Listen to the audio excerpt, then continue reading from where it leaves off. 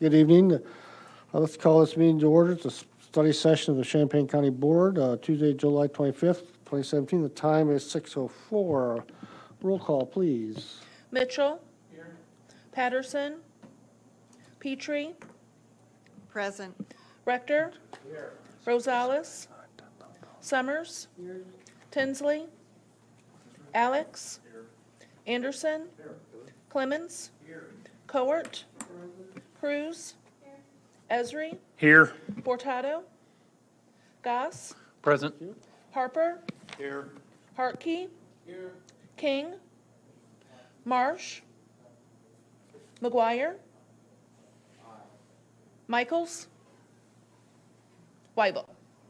Present. So we have a quorum. Will the clerk read the notice of the meeting, please? Notice is hereby given that a study session of the County Board, Champaign County, Illinois will convene on July 25th, 2017 at 6 p.m. in the Lyle Shields Meeting Room, Brookins Administrative Center, 1776 East Washington Street, Urbana, Illinois, for the purpose of discussing the financial and operational sustainability of the Champaign County Nursing Home. Seek approval of the agenda, please. Motion moved by Mr. Mitchell, second Mr. Goss. Discussion. Seeing none, all in favor? Aye. All opposed? Motion carries. Please note that Mr. Kyle Patterson has joined us. Public participation. We have one person so far. So let's go with George Amaya. Did I pronounce that right? Was I close? Amaya? Okay. Yeah, go ahead. Please do it now. And turn on the microphone. There should be a button at the base.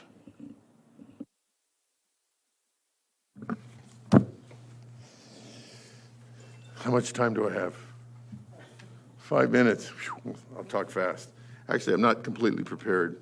I wasn't going to be here, but I just do want to make a couple quick comments. In addressing the board, thank you for being here. Thank you for your service. I appreciate it. And I count a lot of you guys as friends.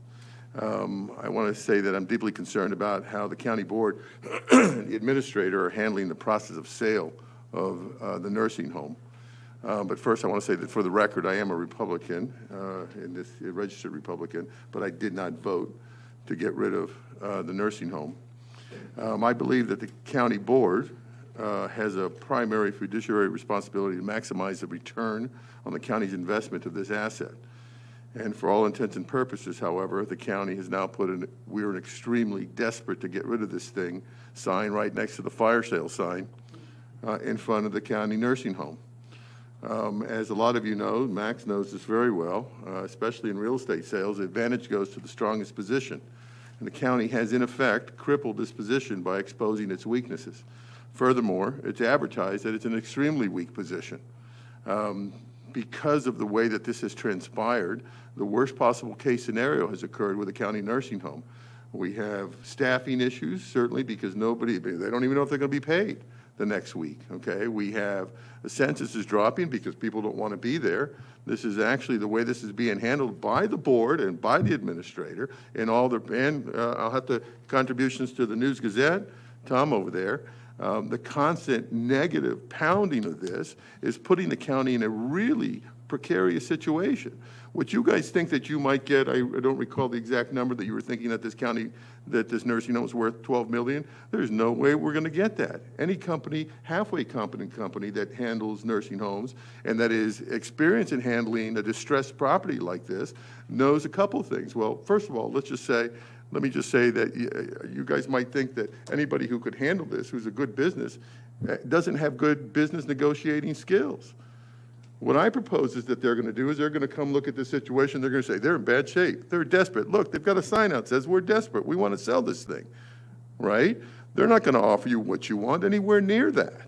They're going to lowball the offer. When you say no, they're going to wait for a year, and they're going to come back and lowball the offer even further. Right?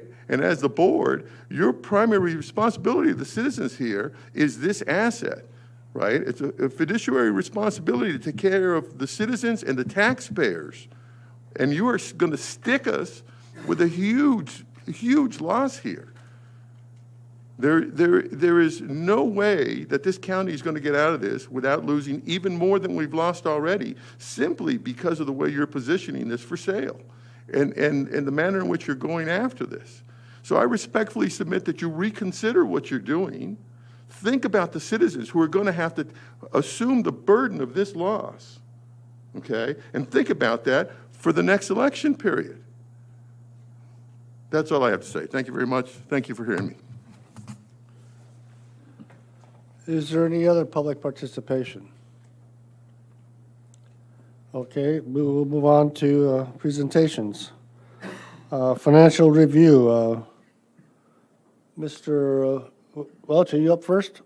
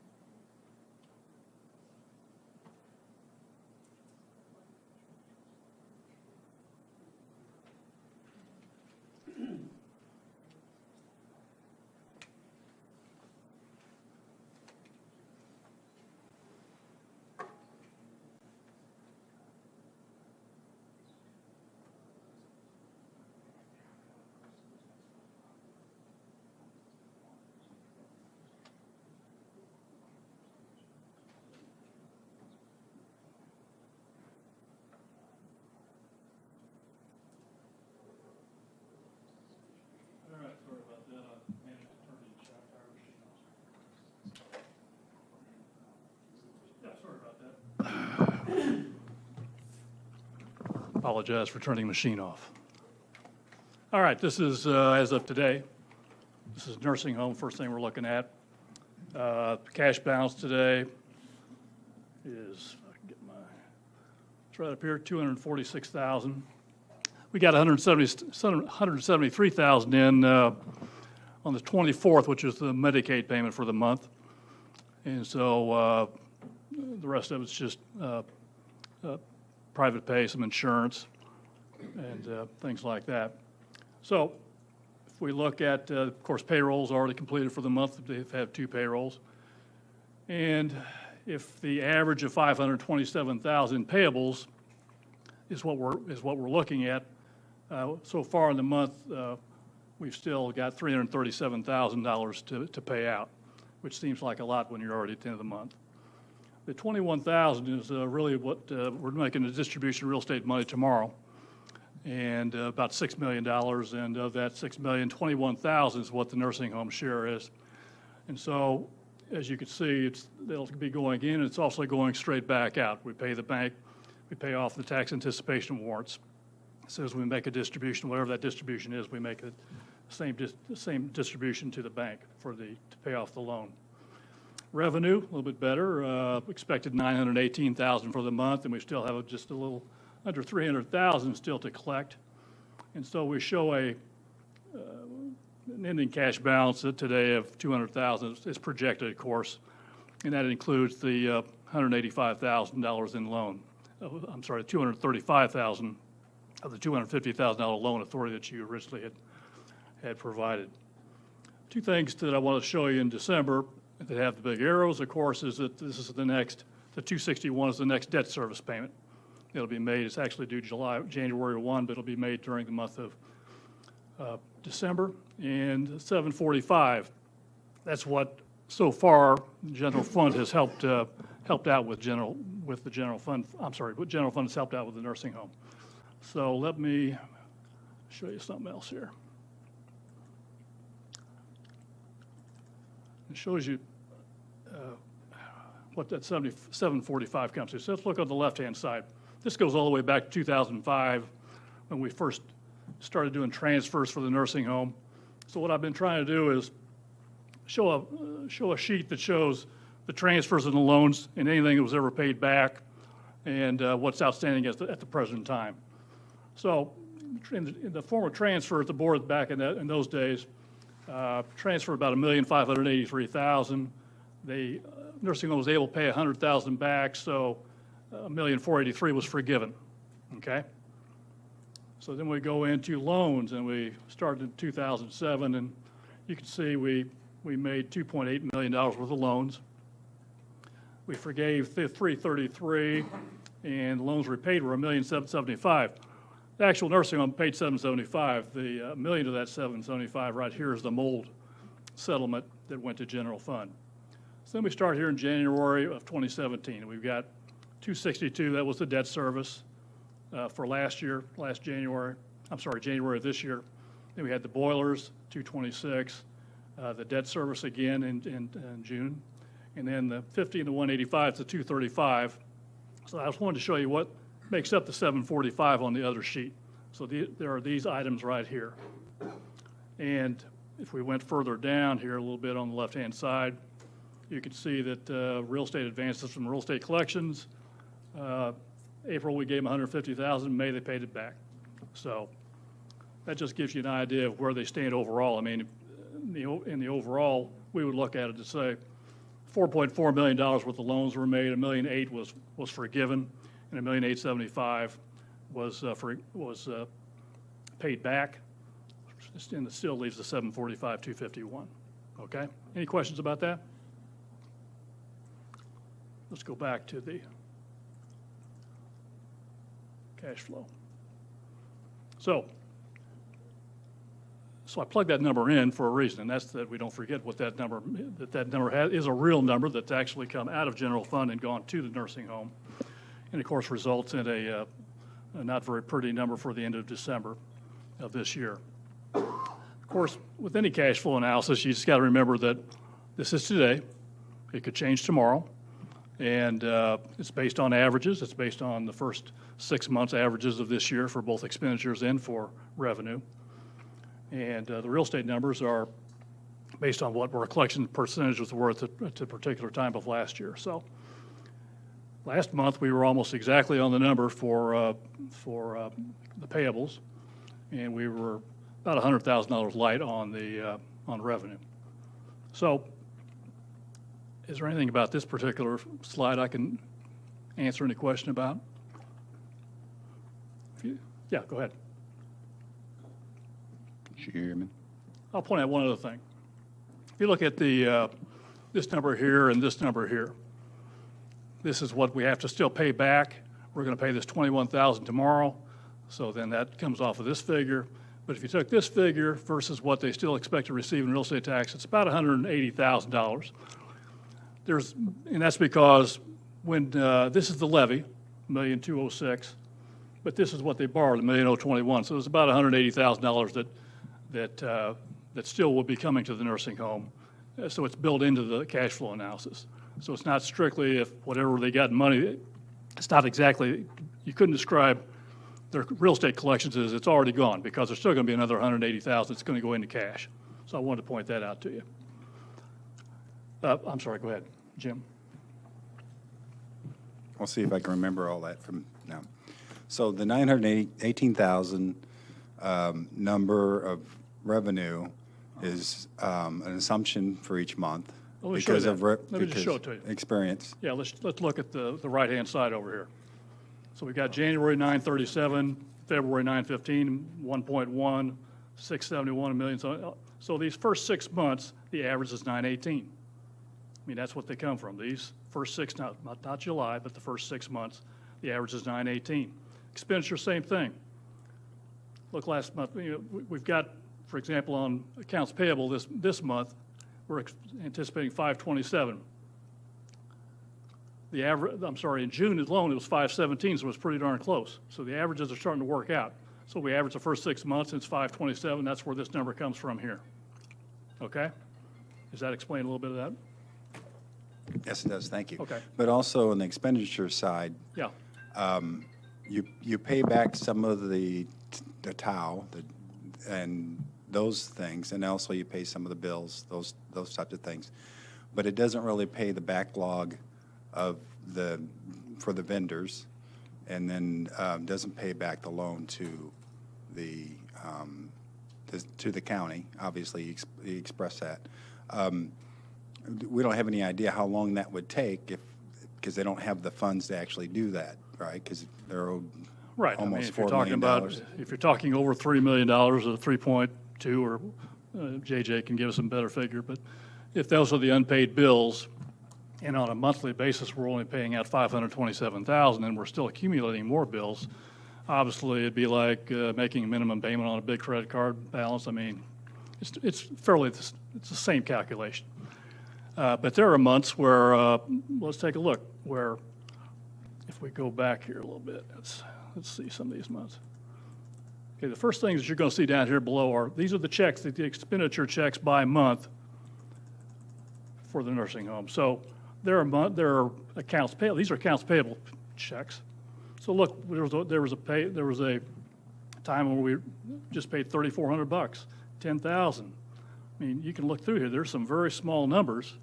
These are checks that we were actually written for payables, and so it's kind of hard to see where they're going to catch up when they can't make a much larger payment, if that's what your point is. Anything else I could answer about this particular slide? I'll move on to just general, I'm sorry. Yeah, Dan, I'm sorry, so like the bottom blue arrow pointing to that minus Yeah. 745,000. What is that number? That was that other sheet that I showed you that showed the original, January 1, 2017 debt service of 262, the boilers 226, the $21,000 debt service for June 15th of this year, and the $185 and the $50,000 out of the two, which makes 235. Oh, okay, of so the that, it 250. it doesn't appear in any of the earlier months because it's an end-of-year reconciliation. Well, I had is not what you're- put it in there before, frankly, and I didn't want to stick it in an earlier Okay, month okay. and completely obliterate that month. I just wanted to make sure that if we got to the end of the year and that's what they hadn't paid back to general fund, if they don't they need any more loans, that's the number you'd have to be hoping that they could pay back, because that's the number that's going to come off of off of the fund balance of general corp at the end of the year going into the next year. Okay, So if we talk about 12.5%, we're talking about $4.5 million bucks. right. Okay. Yeah, I got you. And then the ending cash balance, line 21 there, that's the ending cash balance in the nursing home fund, right? Correct. Only, yes. Prior, after paying off the obligations to the county or before? That does not include any bills that the county, that the nursing home might owe the county. You know, if the $3.3 million of unpaid bills and the county is owed $500,000 of it, that does not be included.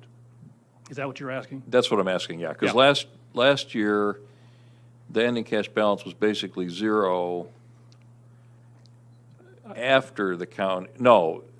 What was the ending cash balance estimated last year, right? Because last year they had to tax anticipate to get the money to pay the county back for the Well, IMRF contributions, look at right? January, this is what the ending month balance was, $300,000, and that was after they had borrowed $1,021,000. Right, okay, Okay. okay. So the difference basically between, okay, I got you. I look at the 745 number like a vendor would look at it. Like, Sure. think of us as a vendor. That's a 745. We may not get paid, but that's a number that you need to be mindful of. And you're going to take us through accounts Yeah. payable, right? Through which, Accounts payable? if you'd like, I mean, it's up here.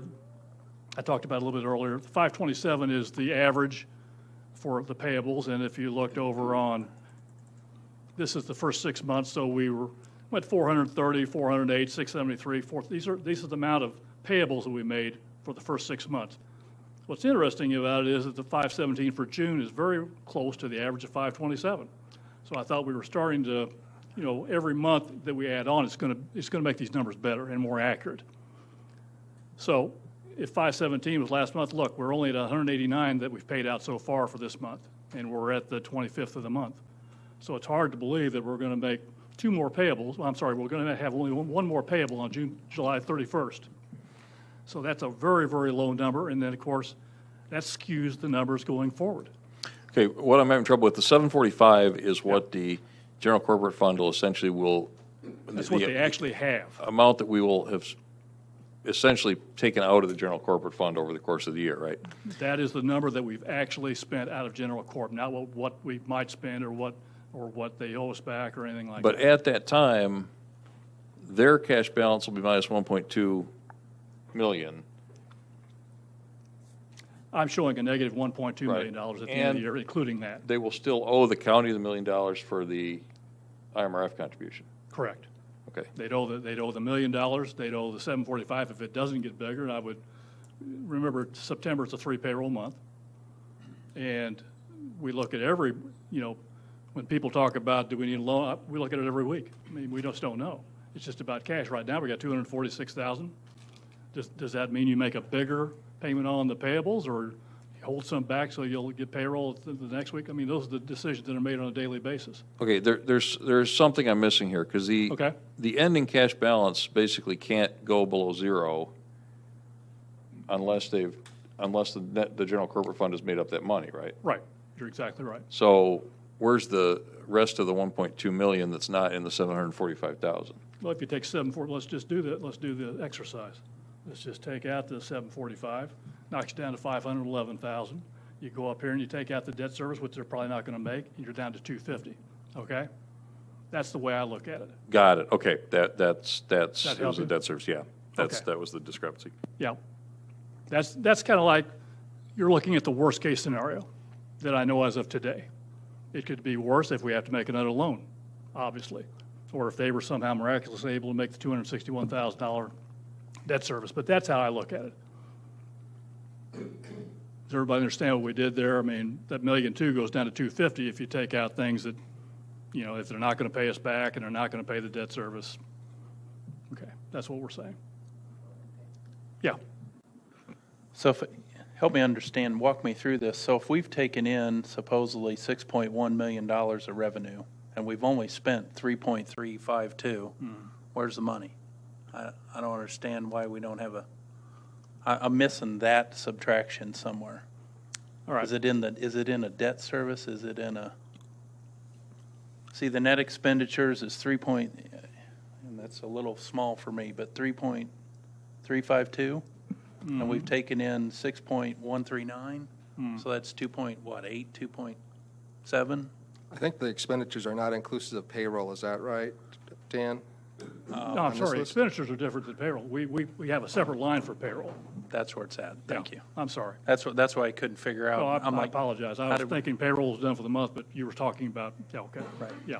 Yep. I split it out. It's, for example, on revenue, I split out revenue from real estate revenue. Right. I don't just consider it all revenue. I take expenditures and payroll as two different things. Let me show you one other thing. Might help your point a little bit. That's something I wish I'd have showed you before this, but I just always keep forgetting. These are, as we're scrolling down here, these are, of course, expenditures. These are all the checks. All these checks, that's what we've written down checks. Now we get into revenue, and we're looking at the different revenues for the month, and then we take out one-time revenues and so forth, and there's payroll here. And then look over here on the side, down at the bottom. So we take your numbers that you were talking about, Jim, and we've got the expenditures and the revenue, and then the real estate collections, and then the total payroll, 3.5. And so for the year to date, we'd show a negative 86,000. Give you an idea. Yep, sorry. I should have explained that better. Does everybody see what we're talking about down here at the bottom? This is if you just took raw numbers and said, now this doesn't take into account what your beginning balance was, on January 1. So that would, if you put that into it, then you'd come up with the number that we have today. Let's look at general corp just to show you where we're standing on general corp. And general fund itself, it's $3.6 million after receipts today. We also have two other funds that make up the bank account itself, and that's 105 and 303, the construction fund, and what's that called? Yep. So payroll, of course, is done. Payables still show we should be another 692,000. Revenue of the, these are, what you don't see here that you see on, what you don't see here is every month is specific to the months of the last several years, of the last 4 years. So we're averaging 4 years. I've got, if we went over to the right, if you looked at the one of the nursing home, look at all these figures. I've got we're balancing 4 years off of this. So each month, we have an idea of what the average should be. So it's not going to carry a specific number. It's $1.6 million, 2.5, $1.6 million. So I'm sorry, that's payroll, but $1.2 million, $1.3 million, $1.2 million. They go up and down based on the averages for all those years. For 4 months for each of those specific years. So it's a lot more accurate on this particular deal. And so we show that not just general corp, but the overall general fund bank account should be around $4.7 million based on averages. I'd be glad to answer any questions.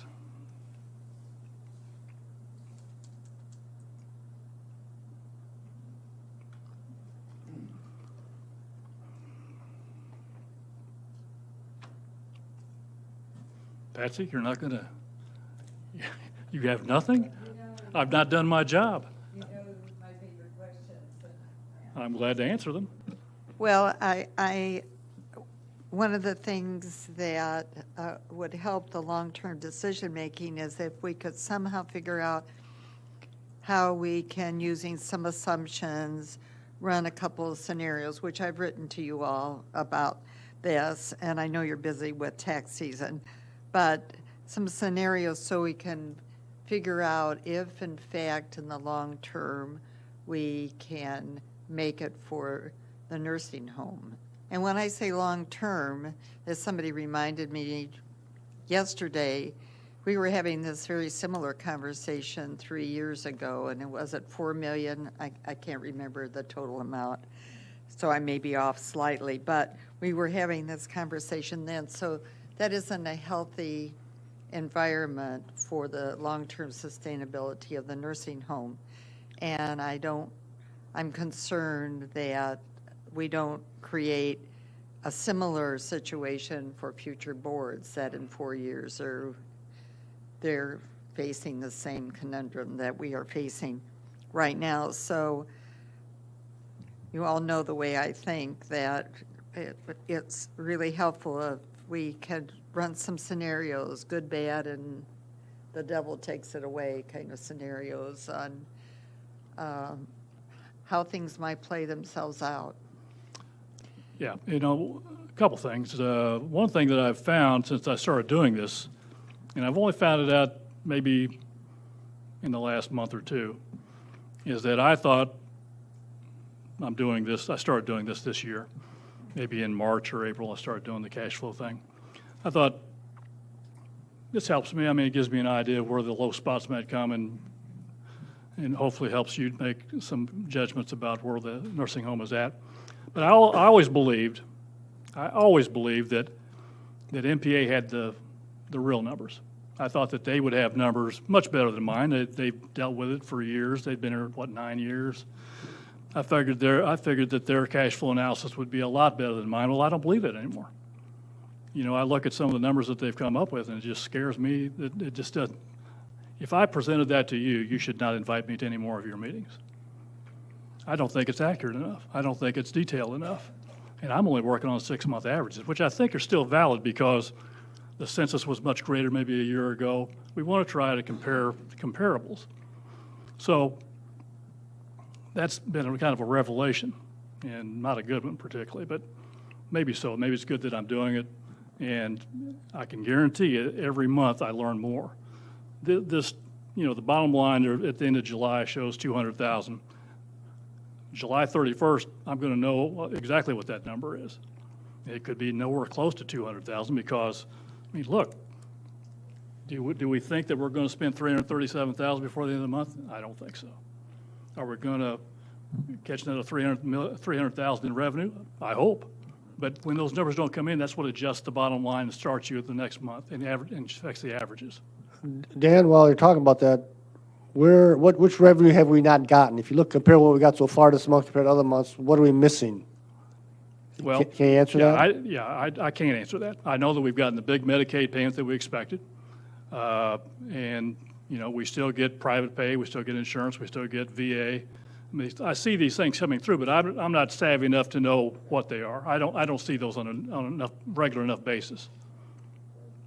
To speak sort of to both what you're saying, Dan, and what Patsy was getting at in terms of scenarios, the problem with your cash flow forecasting, and it's good that you're doing it, and it's disappointing that you've been able to do better than MPA, or we think MPA did by doing it, because essentially what you're doing is trying to divine the future performance of a company by looking at what their bank balance does every month, right? And that gives you no idea what's going on in terms of, new product development or book inventory or sales or cost control or, what their expense structure is. So, you're sort of trying to look at, to you, it's been a black box.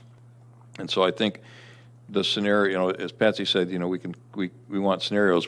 You can speculate up all the scenarios you want based on past performance, but it's like trying to chart a stock, right? It may or may not do what you think it's going to do, or it may not. And we need, I think, more emphasis on getting to the fundamentals of what's going on, and I'm hoping that's what we'll get into later tonight with SAK. Any scenarios we look at basically need to be driven by, what is our cost per patient day? What is going to happen with the census? What are we doing in terms of cost control? What are we doing in terms of improving the product? And I think the scenarios, and these are going to be very important going into the budget time. I was going to say this later, but I might as well get it out now. Something we need to keep in mind is we're about to have to do the fiscal year 2018 budget. It is legally required that the fiscal year 2018 budget is balanced.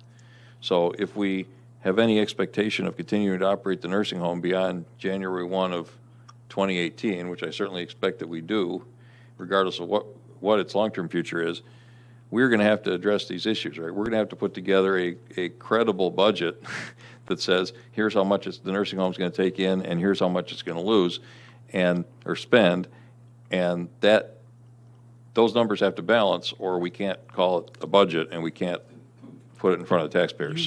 You are reading my mind. Okay, thank you. That is exactly what I believe. So, yeah, I we're believe that getting there. 100%. And 100%. I'm I hoping also that say, SAK, when we got down to $376.58 a few weeks ago, SAK, we had a phone conversation with them, and they went and beat the bushes, and they got some dollars. They came up with about $250,000.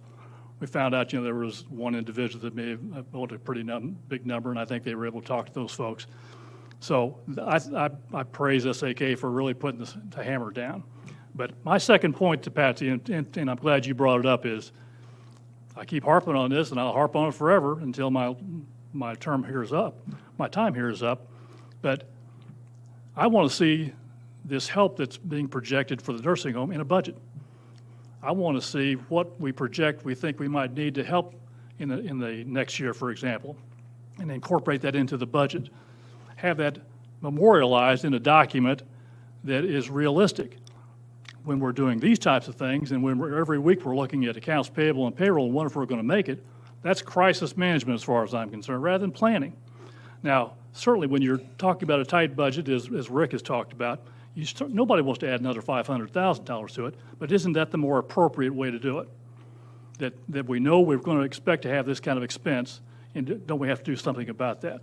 So aren't we really kidding ourselves when we don't put those numbers into a new budget? Am I reading what you're talking about? Yeah, and I would just add to that, the other side of that is that we passed what we thought was a balanced budget last year. And of course, there were things that happened. Right. The Medicaid approval delays did not improve. In fact, they may have worsened. MPA may have been not entirely realistic in their projections in the first place, and the census has declined, of course, which has other impacts on the expenses and revenues. My criticism, I'm sorry, my criticism of MPA is more that they were too simplistic. They were too average-driven. They were too really general, and then they weren't, well, the cash flows that I was shown, they weren't even catching up, and at the end of the month, starting with a real number. Yeah, so I'm not here to point fingers, but No, I not at am all, here to but that's the say, truth. I really hope that we take seriously this process of getting you and SAK together so that the budget, and Rick and Tammy and SAK together, so that the information that is brought to us at budget time, during the legislative budget hearings, reflects what may actually happen. And yeah, at that point, we decide, if operating the nursing home is going to cost X dollars, then where do we raise X dollars, or do we find it somewhere else, or do we reduce the size of the nursing home, or what? But we have to be able to make those informed decisions. And the budget that we sign has to be on paper balanced. And if you look back to last year's budget, that didn't include that 745. And that's what I call a little bit of crisis management. I have nothing but praise so far for SAK. I think they've been really good to work with in the meetings that I've been. They've been very responsive. Anything else I can answer for you? One other request. The next time you give us a presentation, can you give us a cash flow forecast into the first quarter? Because I suspect Sure. that we're not going to be able to pay this money back, and then that would give us a better indication of what it really does. Because these numbers, we kind of think we know what it does to our fund balance in the general fund, but once we see what general corporate does when they can't pay it back, I think that's when Yeah. those are the kinds of things that, again, it's a forecast, we understand that, but I think it would make more sense. Thanks, Dan. Sure. Yeah, and the same thing with the forecast. And the way I see this and what you've presented is that we were averaging paying bills of something, or in revenue of somewhere around $530,000 a month. But at that point, we're still losing $100,000 a month. And in this month, we're actually looking at somewhere around $430,000, being able to pay $430,000. But during this, if we do pay $240,000 worth of bills at the end of the month. But while we're doing this at the same time, we have almost $4.8 million worth of bills that we aren't paying, whether they're vendors or the county, and which is the number you're going to end up with at the end of the month. And we're likely not to pay, the nursing home's likely not to be able to pay a payroll. And if I forecasted that we were able to break that down over 24 months, that's almost another $200,000 a month.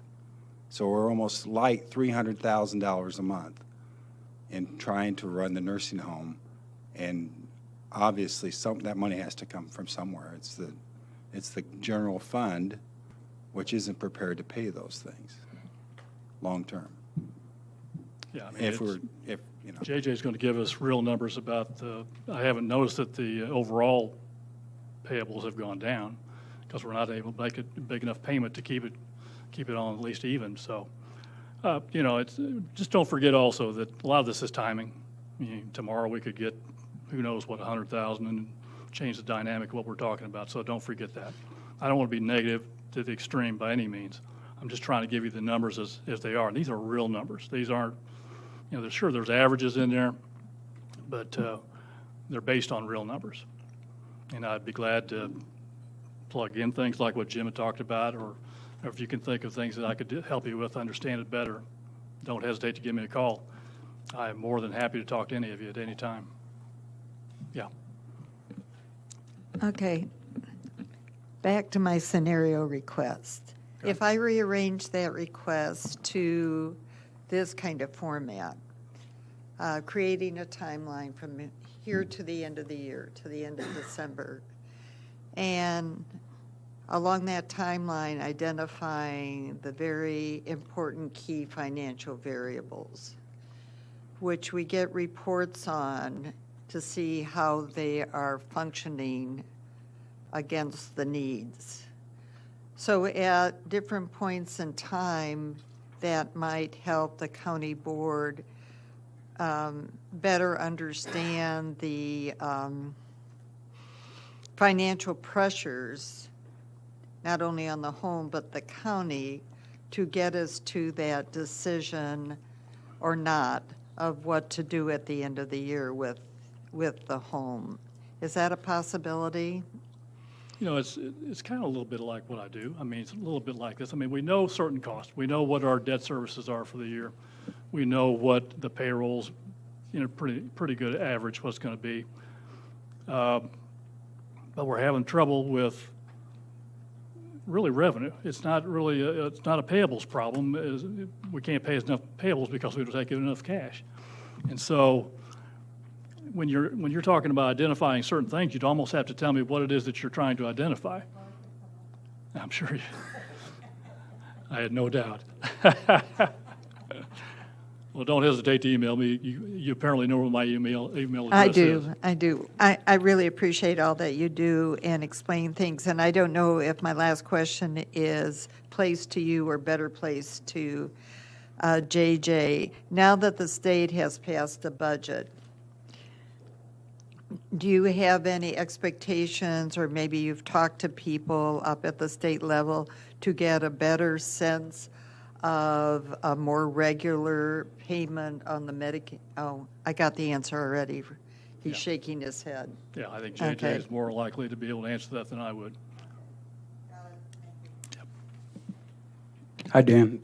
Hey. Thanks for being here again, Sure.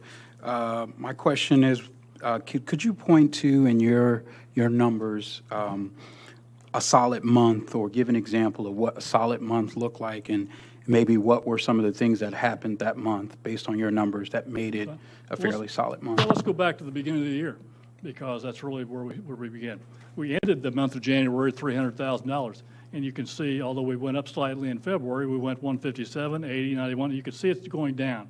And I'm guessing that when we get to July and we actually see what the real numbers are, because I don't expect it to pay out another 337, and I hope we can find another 300,000 in revenue, that this 200,000 may be down in below the $100,000 range again. So it looks like to me that we're talking about, Mr. King, the 2 months of January and February that were fairly good. Now, let's take a look and see what happened. So we're gonna scroll down here on these two columns here, okay? Now, the first thing we're gonna look at is what were their, oh, actually, we could make it a little bit easier than that. So in January, the expenditures are $430,000, less than what we expect the average to be.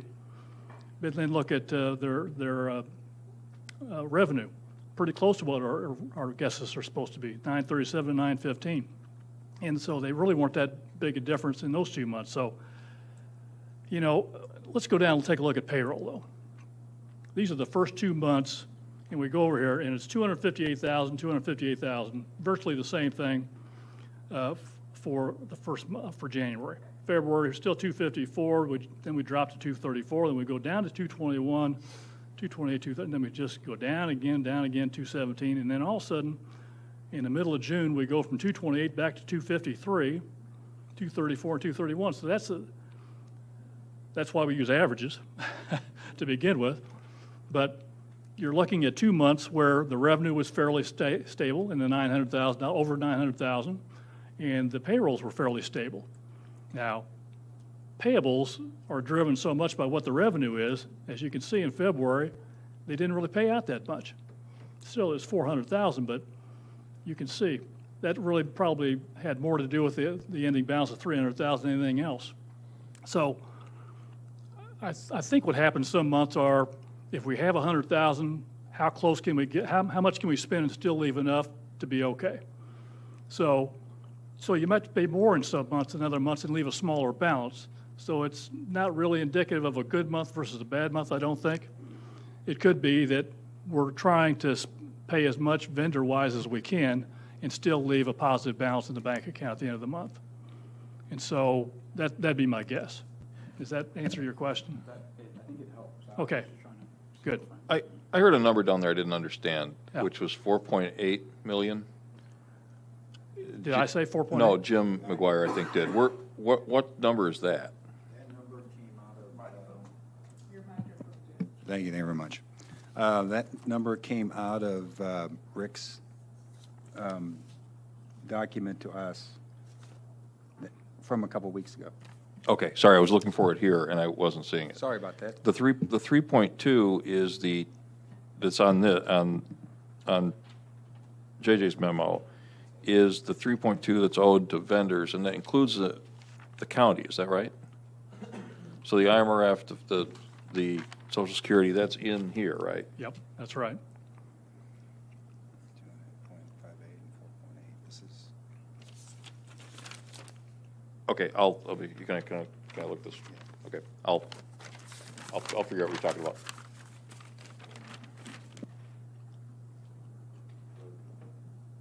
Sure. I'm just trying to get my arms around this vendor issue. 3.2 million tonight. Let's fast forward a year. Assuming we haven't cut our operational costs and we haven't had any increase in our revenue that's substantial, let's say we have no 3 million a year from now, but we've held off the vendors for another year. How does that impact this financially? I mean, what can we expect to see from the vendors a year from now, assuming that there's no change here? Yeah, I think JJ could speak to that better than I could, but I think the answer is obvious. I mean, there's going to be a push point where they're just not going to continue. I mean, why would you? I mean, I don't think that's too much to ask. I mean, when I hear somebody say, well, you know, there's still like $4 or $5 million that if you accumulate all the things, if everybody paid us everything that they owed us, we'd have $4 or $5 million more. And could we put that in here? Well, how's that working for your vendors? Because every month they're told the money's coming. That'd be the same thing. If I plugged in $4 or $5 million and basically it said, but you know, the state owes us this and all these people owe us this money and adds up to $4 or $5 million bucks. That sure make the bottom line look a lot better. But until I get some indication that I think that money is actually going to arrive, it's no different than the argument that's made to our vendors, and that is, hang in there, the money's coming. Well, how long do you hang in there? Maybe that's your point. Well, maybe I should, you're right. And I was thinking a little further than that, and I'm sure you have already. If a year from now, we're still 3 million in the hole to the vendors, and my question really was to the point of what will they start to do? What could we expect? You gave the example, well, they'll stop vending to us. And we may have to find alternatives if they're out there. Or we'll have to dip into our reserves to make them whole, to get them to continue, because as long as we own that home and are operating it, we have an obligation to provide the services for the personnel or the residents in there. And it just scares the heck out of me to think about millions of dollars coming out of the general fund, reserve funds, to make this right, because a year from now, I just don't. I guess I'm looking here, and I'm sure SAK is working on plans to improve it. But I just don't know if that can happen in a year, and I'm wondering where we're going to be. Even if they, you know, it's a negative. Even if they brought it to even, wouldn't that be great? But that debt's still there, and there's still people with their hands out, rightfully so, wanting to get paid, and we're going to have to come up with that money some way. Or they're going to take actions that'll threaten the operations of the nursing home and the safety, the health and safety of the residents, because we have to provide those services. Well, I would agree that if you could stabilize it and you're not losing any more money per month, that doesn't mean that your bills have gone down. But, you know, when we looked at that other slide that I showed you, that from 2005 through the current day, they've had to borrow from us $4.4 million. Now, some was paid back, some was forgiven, some still owed, but $4.4 million since 2005 is a real number. And let's not lose sight of that. They've had needs, and we've been able to meet them. How long can we keep meeting them? That's what I worry about every day. Well, I'm afraid we met them at the detriment of other services that we provide to the residents of the community and the facilities in which we operate in. my thought. Well, as long as my colleagues want to look at all these scenarios, and we're going to do our due diligence, I think we also need to look at a scenario when the census is zero, and that this thing isn't going to continue to take hundreds of thousands of dollars from this community. I mean, if we're going to look at scenarios, we're going to keep it open for 12 months, and it's this scenario, I think we need to look at a scenario of there's no more vendors, and we can't keep the doors open. I mean, everybody thinks there's this golden thing here, the general fund, to keep tapping and tapping and tapping.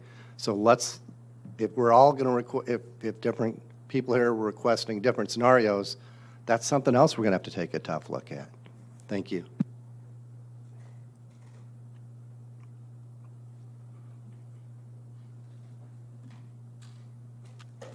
Are you done, Dan? Absolutely. If All you're right, done, thank I'm you. done. Yep. Next up, Mr. Farney, I believe.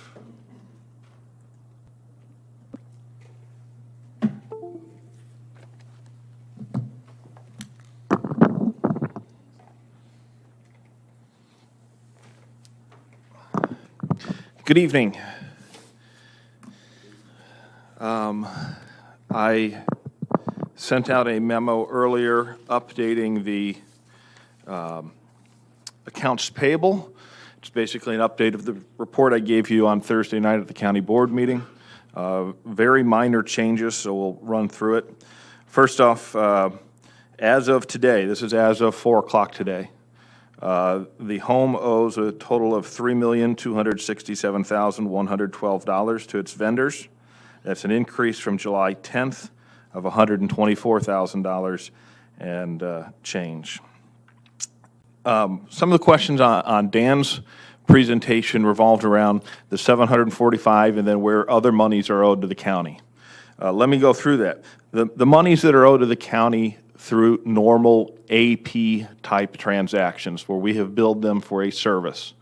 Those are the ones that are broken out in the memo, starting with General Corporate Fund at $232,240, the Highway Fund for $386, the Capital Asset Replacement Fund for $15,510. That's a new addition today. That is payment on the fire panel that had to be replaced at the nursing home, or that's an invoice, I should say. The IMRF Fund and Social Security Fund, those have not changed as we update those at the end of the month. So that's after payrolls, they roll those numbers into there. Those are the monies that at the end of the year, the tax anticipation notes cover the previous year's reimbursement to the county. The self-funded insurance, that is general liability insurance and other type things that we pay for through the county. The 745 basically is the items that took special action of the county board. The boiler loan, the $250,000 general loan, and then the debt services, the debt service payment for the year and the interest. So the total amount owed to Champaign County as of today is $1,685,417, and that's an increase of about $136,000 since July 10th. As I pointed out before, in the past, at the end of the year, the obligation to the county, for example, last year was $1,346,000. We're already at $1,685,000. So that's very concerning when we look at that. Dan touched on the regular AP payments to outside vendors and how this month looked like there was quite a bit of catching up to do. As of this afternoon, the nursing home has scheduled approximately $52,000 in AP payments on Monday, on the 31st. So unless that changes, and we just got the initial list of vendors that they'd like to pay for this week, so I'm sure SAK will have some suggestions, some changes. There may be additions to that. But as of right now, they're not going to be really increasing the amount that we pay to vendors. And so if we look at our averages, we're going to blow Dan's averages out of the water this month. We're going to be short. So that's where that stands. I have the latest vendor aging report as well. If anyone has any questions about certain vendors, We have continued to make payments with vendors that have threatened legal action, and we have continued to meet the terms of those settlements with them. We've made that a priority. And SAK Management and my office and Dan's office, the administrator's office, when vendors do contact us, and we channel everything through the nursing home administration because it's ultimately their decisions. But we try to work with the vendors as much as we can. But ultimately, it is on the shoulders of the nursing home administration to get the ball rolling with those vendors because they're the ones that deal with them every day, and they're the ones that have the personal relationships, and that's the best way to go about this is through the personal relationships with those vendors. So I'd be glad to try to answer any questions that I can. Yes, Ms. Petrie. Thank you. Are there any vendors that we have permanently lost and have had to go out and replace, or have you all been able to do the negotiations that you talked about and sort of hit a nice leveling point? There are some vendors that don't want to do business with us. There are some vendors that have said our credit has been just extended to the furthest amount that we can. And we've, there are some that as long as we have a regular payment, they're fine with continuing with us. But so it's a mix, but there are some vendors that we are not doing business with anymore. May I have a follow-up? Those that have chosen not to do business with the county any longer, do we have sufficient funds to pay off those bills totally, so at least that is taken care of, or how is this termination being handled? It's being handled just like any of the rest of their vendors right now. We pay them what we can when we can. Some of the vendors are, I give the list of the vendors that are over $100,000. If one of those vendors came calling and said we have to have all of it in one fell swoop, you'd be, paying $400,000 to somebody. As you saw, even today, we only have $240,000 cash, so it just wouldn't happen. So we pay them partial payments when we can. We try to do it on a regular basis. A lot of the vendors say, as long as you're getting us a regular check, we will continue to work with you. And so we are continuing to work towards that. So there is good faith. Absolutely. Thanks, JJ. I have a couple questions, maybe about three. First off, the self-funded insurance fund, the increase there. What explains that? Is that There's one billing, it's a year-long billing, Okay. 120,000. I guess my second question would be, do we have any idea what we're going to end up owing the state, the IDPH, is that being negotiated Over still? the legal action Yeah. that may come for, I am not privy to those discussions, so I'll. Rick will talk about that in a few minutes after. Okay, talk about that if you, okay, thanks. And then, I guess, kind of follow up on Patsy just a little bit. How many vendors right now are we at that we're still working with us, but have said if you aren't, getting us those checks, like 4 or 5 or? The ones that make it to my level are less than 5. And even that, it's not like they're calling me every day. Perhaps the administration might be able to give you more information on that, but there's only a handful that it makes it up to me. JJ, do we have an AR aging report? That would be something, again, that would come from administration. Okay. It's not something that goes through my office. Okay. So my office, the numbers that I give you are real numbers that have gone into the system that are actual claims against the county that have been duly presented and need to go through the auditor.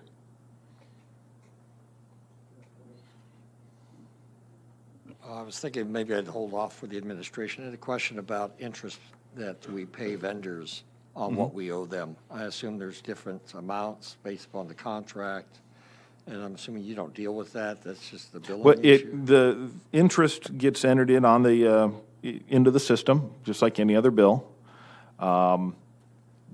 It's been a while since anybody has asked me to query how much we're paying out of interest or how much we owe in interest on the total amount of bills. You know, the total aging report is about 25 pages long right now.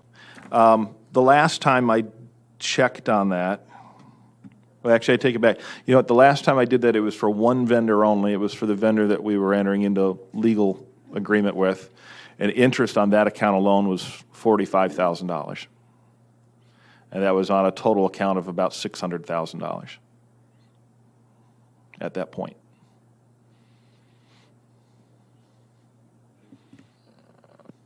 I actually want to ask you to tell us what it is, but I'm not sure I really want to know. But to be responsible, we should know. Because, we can make assumptions we're using services and we're having to pay for those, but we also have to be conscious of there's a percentage here of that is interest.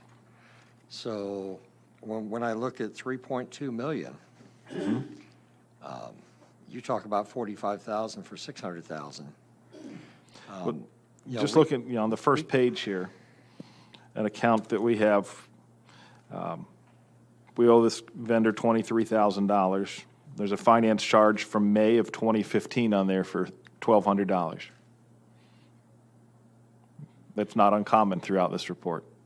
Yeah, so it's not just a matter of getting our revenues up enough or get the operational side going more successfully to increase the revenues, but and service our debt. But included within the service of the debt is all the interest that we owe, and we're receiving nothing on because we can't even pay our debt.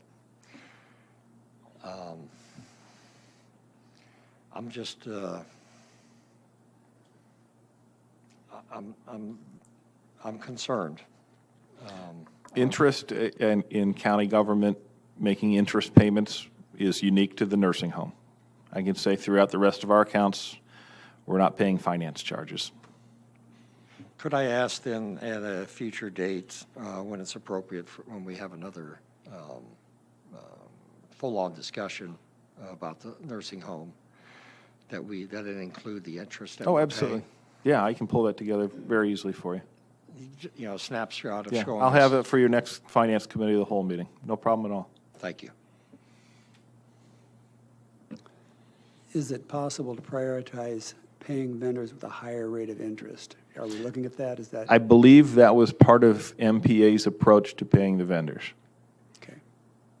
Thank you.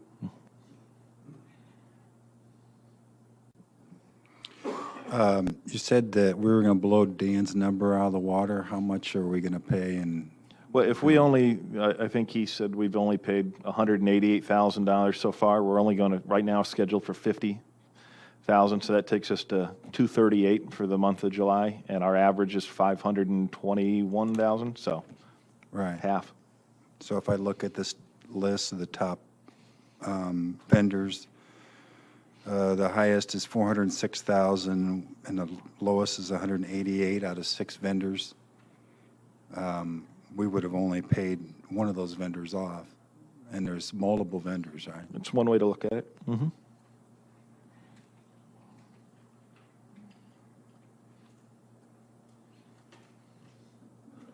Further questions? All right, thank you, Mr. Farney. Certainly. Mr. Snyder.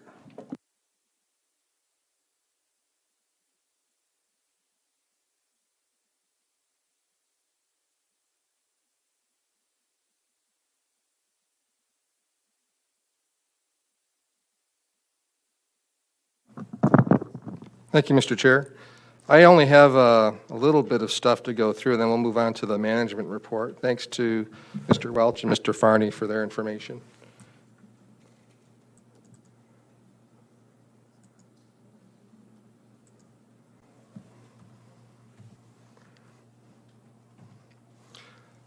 So we're going to finish up the financial review, then we'll move on to the management update. And I believe we have representatives from SAK here tonight. I think I saw Keith Huffsey, who's one of the key players on the team, along with our new nursing home administrator, Kim Colebrook. So we'll get the chance to meet them. And then we'll talk with our broker as well. Josh Jandris from Marcus and Millichap is also in the audience tonight. So as of today, our current census at the home is 129 plus 2 bed holds. That's down from 136 a couple weeks ago. The Medicaid census is currently at about 85, so the percent has actually improved a little bit. We've gone down, I think we're at 75% maybe a month ago, so it's actually at 65% now. We have 37 applications in the backlog. That's about status quo for the last several months. We haven't seen a lot of movement on that. What is of interest, though, is that there's fewer patients in the home that are pending. So we only have 12 in-house right now. What that means is that we have a lot of applications for people who have already been at the home and left. So my concern with that, of course, is that those are harder applications to get paid since DHS seems to have been focusing on more of the newer applications when they've been processing these. Looking at the numbers from Mr. Welch, it looks like that our deficit in terms of the revenue to payables is about $79,000 a month. So that's basically what we've been able to pay versus what our revenue is. So even with our program, we're still not able to keep up. And I assume we're probably seeing additional accumulation of payables beyond that amount. In fact, I think I've got an estimate on the next one of these slides here. Okay. So what does that mean for the county government going forward? Sorry, Rick, here? I'm going to stop. I'm going to interrupt you if you don't mind. Sure. How many months of trend is that 80,000? Is that 1 month or 6 months or 12 months? That's using the estimate of $918,000 in revenue, and then the estimated payroll at, was it 527? Okay. Yeah. And that's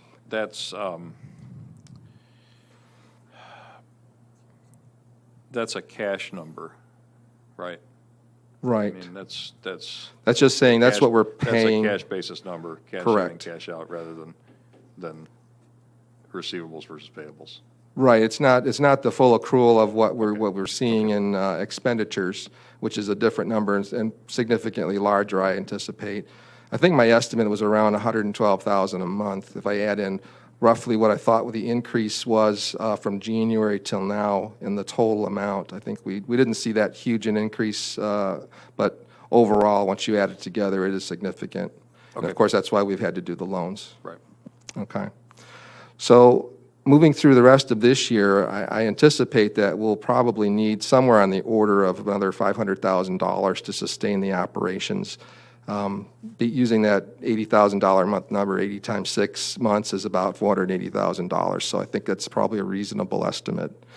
Also, I anticipate that the home will not be able to repay the debt service for this year, so that's another $282,000.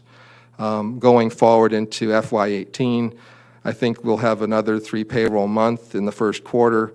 I believe it's March again, so we'll probably be looking at an additional loan for covering payroll. That doesn't include all of the possible demands we may see from our vendors. Unfortunately, although our vendors have been working with us, I think that the patience is starting to wear a little thin. We've recently had to negotiate with a couple of our vendors to try to reach something reasonable in terms of payments going forward. I expect a third vendor will be approaching us very soon based on our operations. Those vendors all collectively represent about another $900,000 in AP. So those will be possibly demands that we may see for payment going forward. And there's no question that the county will be required to pay those. They're legal obligations. We use the services. We have to pay it. Hold that slide, Rick. Yep. That 500,000, is that total amount for FY17? So you're saying it's not additional, or you're saying that Correct. That's from now through the end of the year. we need a $500,000 additional? Correct. So I think we're going to need about somewhere in the 250 to 300,000 range through September. We have another 3 payroll month coming, and then to cover the last part of the year, we might need a little bit more than that. Okay. And Jim, you had a question?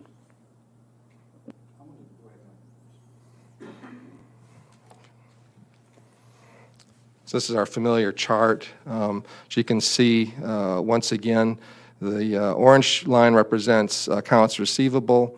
The middle line represents accounts payable. If you look at things on an accrual basis, it seems like we're in pretty good shape. There's a significant amount of gap between those two lines. But one of the concerns I have is that I believe that the orange line contains all of the IGT money, which we have not been able to collect over the years. We get occasional payments from the state on that, but we still seem to stay at around about $1 million in IGT money outstanding. So that brings those numbers, or those two lines, together significantly. The bottom line on this chart is the effective fund balance, and it's been bouncing around zero, as you can see.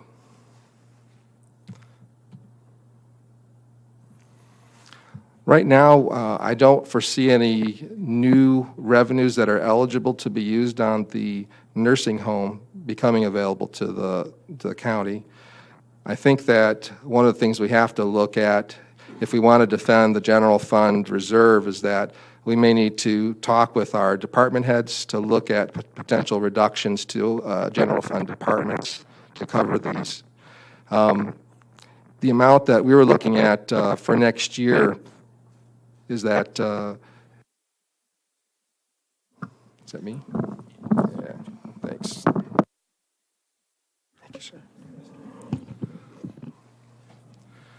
It depends on what part of the general fund you want to take care of. Just covering the budgeted expenditures, we're looking at around $600,000 additional we need to come up with. If we want to include the loans that we don't think we're going to get paid back on, that number swells to about $1.5 million. That translates into about 24 to 30 head count that we would have to cut depending on which departments you're looking at. Rick, is that for the 1.5 million? That's for the 1.5. Just to give you a frame of reference, when we were going through scenarios earlier on ways to sustain the home, one of them was the implementation of increased operating levy on property tax. That was generated somewhere in the neighborhood of about $2.5 million a year. If you average that out per month, it's about $200,000 a month. So if we're looking at 1.5 versus 2.5, I think it's a fairly good estimate of where we need to go in order to sustain the home without doing some kind of extraordinary borrowing or something. As far as commodities and services, we're pretty much scraped to the bone in the general fund budgets. Department heads have gone through several years of cuts, and I don't think there's anything else left to cut. And if you remember, in last fiscal year, there was a significantly large amount of budget amendments that were presented to the county board for additional funds. None of those were for things that were I would consider frivolous. I mean, a lot of them were contractual requirements or unexpected needs that had to be filled. So I think we've hit the bottom as far as cutting anything else other than staff, which means that it's going to impact services at this point. The other unknowns we don't have or don't know much about, obviously, are state support for Medicaid. We do have a state budget now, thankfully, but there's still work to be done to determine the revenues that will be available for payment of those Medicaid obligations. I know that Judge Lefkoe has issued a ruling regarding this. I know there were negotiations about this. I think that there's consideration of borrowing to be able to fund those payments. But going forward, I don't know that what the state's really going to do with those. There's also been some questions about what the federal government wants to do with Medicaid in the future. That's, again, something we can't predict at this point. We also know that we have significant growth expected in the eligible population, people who will be maybe wanting to use skilled nursing facilities like ours. The baby boom generation, as it ages, is going to obviously increase that demand. And then there's other state legislative actions we just don't know about. The property tax freeze, which would be the most detrimental to county government, has been floating out there. So far, it appears that there's not support for it, but we don't know. I think there's a chance that it'll come back at some point to affect us. We know that the income tax implementation is going to probably impact any other requests for other kinds of revenue sources. So that's all I have on the financials. I'd like to move towards the management update at this point. As you know, oh, go ahead. Let's go for questions first. Jim McGuire? Okay, first, there's been comments about if the state was paying, that would possibly fix the problem. Now, you talked about earlier that we had 37 Medicaid applications open, but only 12 that are currently available. Even if there was 30, if they were paying, how much of the difference would that make up? And I mean, that's pie in the sky, as we understand. But how much is an application? How much would it bring in to the nursing home if an application was paid? Mm-hmm. I'll give you an estimate. I don't know what the outstanding is on the 25 or so that are no longer in the home, so that's something I have to pull up for you. In terms of the ones who are still in the home, obviously that having a lower number is better because that's fewer dollars that we're losing out on each month. But at 12 in-house, our rate is about $440 a day reimbursement. So you're looking at about $4,000 per patient, or about $48,000, $50,000 a month revenue loss. That's down significantly from where we were a couple months back. We were at about $100,000 a month loss. But as you can see, we don't have as many applications out there now. So we know that we'll have the 25 that are still pending. There's some dollar amount associated with it. Would be a one-time reimbursement for the home. Would certainly help. But as going forward, we don't have a lot of new revenue coming in. And then in regards to the state budget, maybe others are aware, and you said something about it earlier, but Comptroller Mendoza gave a report to Doug Finke in the Tribune discussing bill payment, and there's $14.5 billion worth of back bills for the state. And there was a borrowing plan which suggested they might pay $8 billion. Some of it would leverage Medicaid. But the discussion, and it would have to be perfect. It would have to be perfect for that to be a case, because they would consider $5 billion of the backlog a success. So, what we're talking about is the Medicaid expenses and making other payments that qualify for federal reimbursement. But as we all know, and what's been going on, is they're in a fight now with school funding. So the expectations of us and what we've seen is still a problem and an issue, and that still won't fix the issue of the applications. Well, I'm hopeful with SAK, and now that at least we have a budget, I think that's only going to pay what's forward, because it's a budget for 2018. So if anybody wants to see the rest of this story, I should share it with you.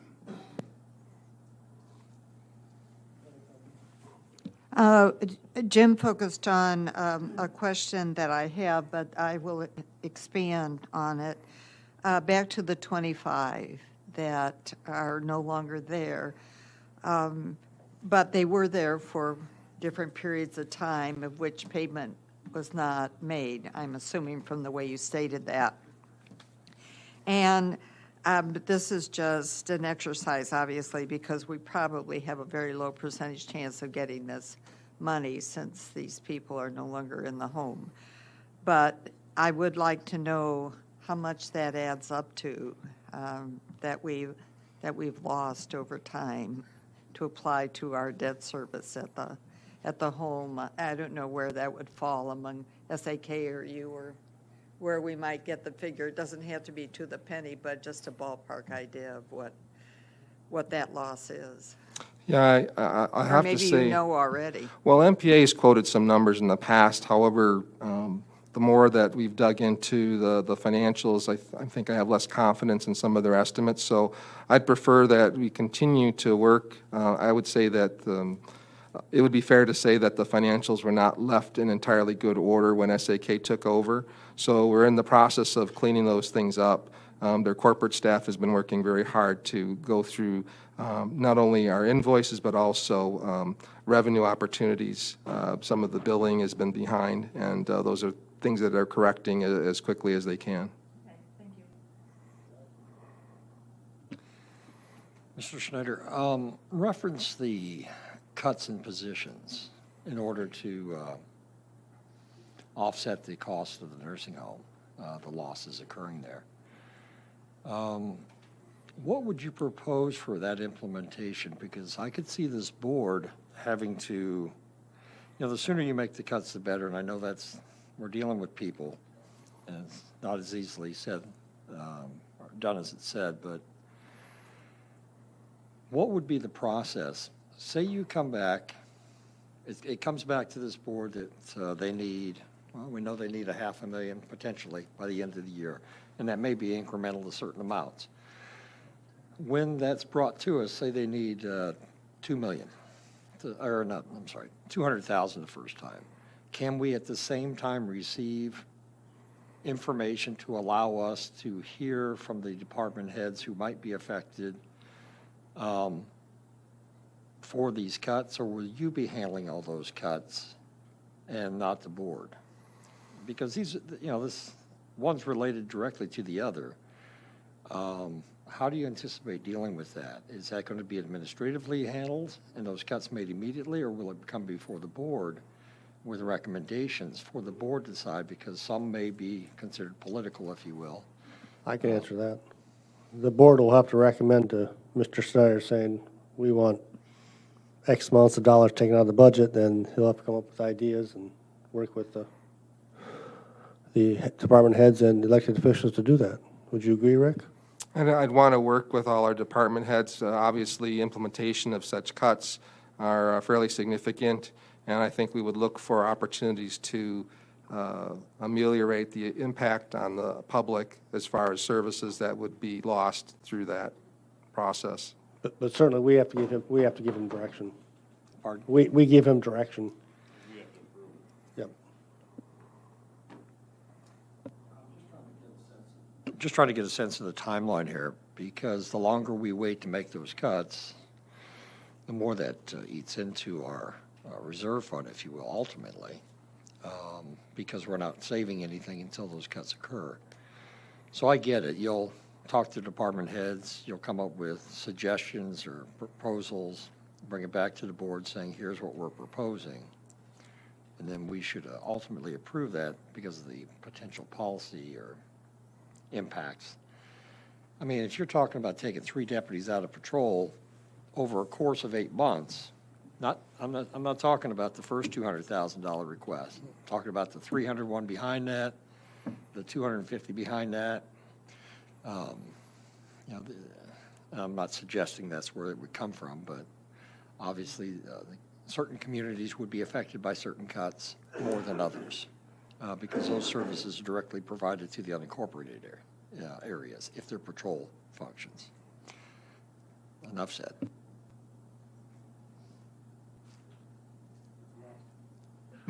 Okay, I'll reference my question to you since JJ couldn't answer it. Do we have an AR aging report to know where that money's at? AR we're working on right now. I can tell you that one of the things we discovered is that our external accountant is behind significantly on our Medicare A and B billings, traditional, and it goes back to roughly October of last year. So we're trying to get an assessment of how many dollars that represents so we can see what that's going to do for us financially. Most of the other payers are relatively up to date, but I'd be happy to get you a report on the AR. And I assume you'd want AP as well? No, we see the AP, so that part of it we see. What I asked this of MPA, the first meeting I was appointed, and never saw a report that talked about the AR, and now we find out post haste that our accountant hasn't been doing the job of billing for 6 months or 10 months or whatever it ends up being. I mean, We can't have a screw up on the revenue side of, I mean, I hope we've stopped paying the accountant for sure, because there's a pure breach of contract as far as I'm concerned. That would be unacceptable in any place else. And why we've let it go on that long, why MPA didn't know that, why we had to discover it after the fact, that's totally unacceptable. And, yeah, I asked for this AR stuff a long time ago, and MPA just shook it off. And because I'm concerned that there might be as much as $1 million of bad debt in there that we're never going to receive. And then all of a sudden, you take $1 million out of there for Medicaid, you take $1 million out of there of bad debt, and the next thing you know, those two lines cross. And that's really, then we are in a complete, it's a decision that changes the face of this. It really does change the face of it. I just don't think we need to go on making decisions without the correct data. I'm sick of not having correct data. I appreciate Mr. Welch and Mr. Farney coming to us on a regular basis, but this should have never gone on. I mean, we ought to look at ourselves and say we should have terminated MPA for cause a long time ago, because as you all have told me, we've been getting junk reports forever. So it's time for this to end. We have to end. We're doing no service to anybody. Those residents over there, they have to worry about it. Now we got 24 to 30 positions that are going to get cut. I mean, this is ridiculous. We need to get a handle on this. This isn't that difficult.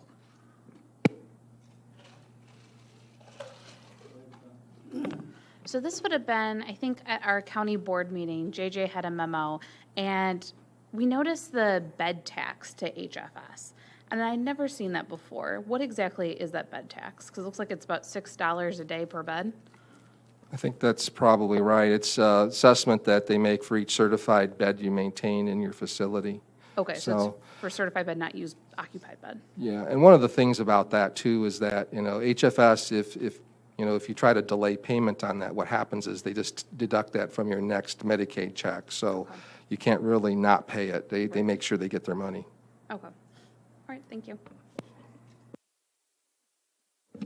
A clarification of your answer to her. So that means we are paying, say $6 is the amount, times 243 beds, because that's how many beds are certified. But right now, what was the recent number? 129. Say 130.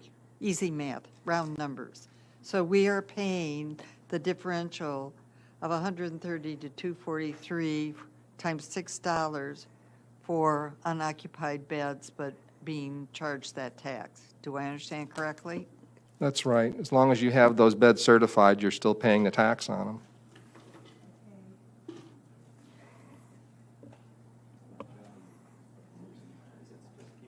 So when those rooms were changed and the number went down to 220 from 243, then we had an excess of 23 beds that we really didn't have because they were gone, but they were protecting that number for Medicaid purposes. But it was then costing us money.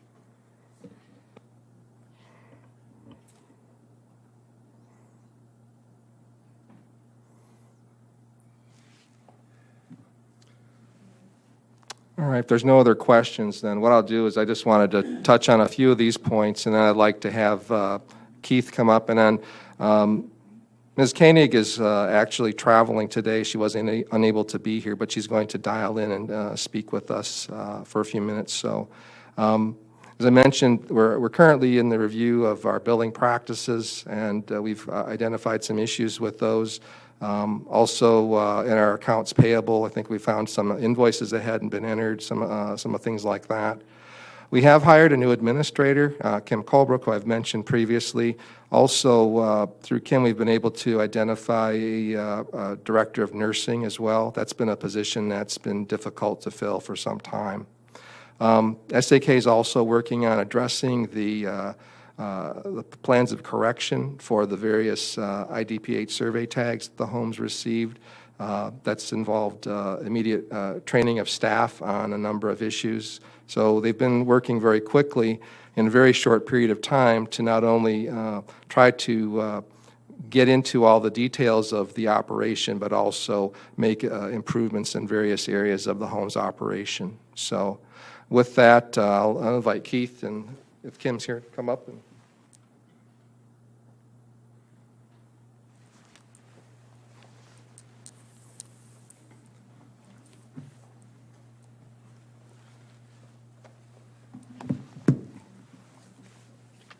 hello, everyone. I learned about 12 o'clock today that I was going to be at this meeting tonight, so good to be here with you. Susie apologizes. She had, I think there was a bit of a mix-up with her scheduling and trying to be at this meeting today or tonight, so she would have liked to have been here with you as well. Were we going to try to call her and? I just text her and see if she's. Okay.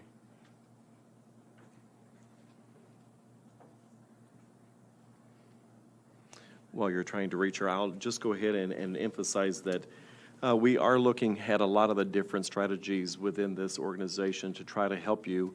We can feel your pain. We've been in a lot of these situations before, and so we are looking at the financial viability of this facility. We're looking at each department member. We are evaluating what each of those department members are doing and their structure within the organization of this facility. Likewise, census development is very important as well.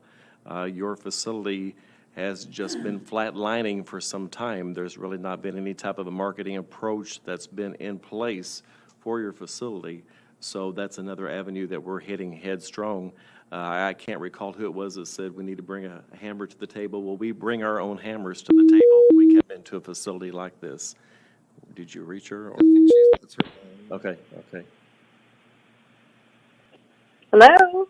Oh, can you hear us, Susie? Yeah. Okay, you're on. Okay. Hello, Susie. Hello. Hi, everyone. I'm not exactly sure who's in the room. I know Rick and I think Keith is there. Yes, Susie. And our county board is all here, and there's also a public president in the audience. Okay. Hello, everyone. Can you hear me? It sounds like there's an echo. Yes, we hear you. Okay. All right. I just wanted to kind of give an update to everyone because I think we've been in there now for 2 weeks or 2.5 weeks. And the facility is a beautiful facility, a lot of potential. And we've found a lot of low-hanging fruit that we think that we're going to really be able to fix, improve, catch up on a lot of the billing. There was a lot of billing that was outstanding, which meant that there's some revenue outstanding. And on the expense side, we already have a quick plan. And so it's kind of exciting that we see that there's going to be some changes that can be immediate within the next 60 to 90 days.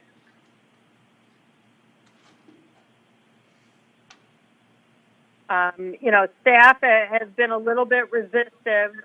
Only reason being is that the only thing constant is change.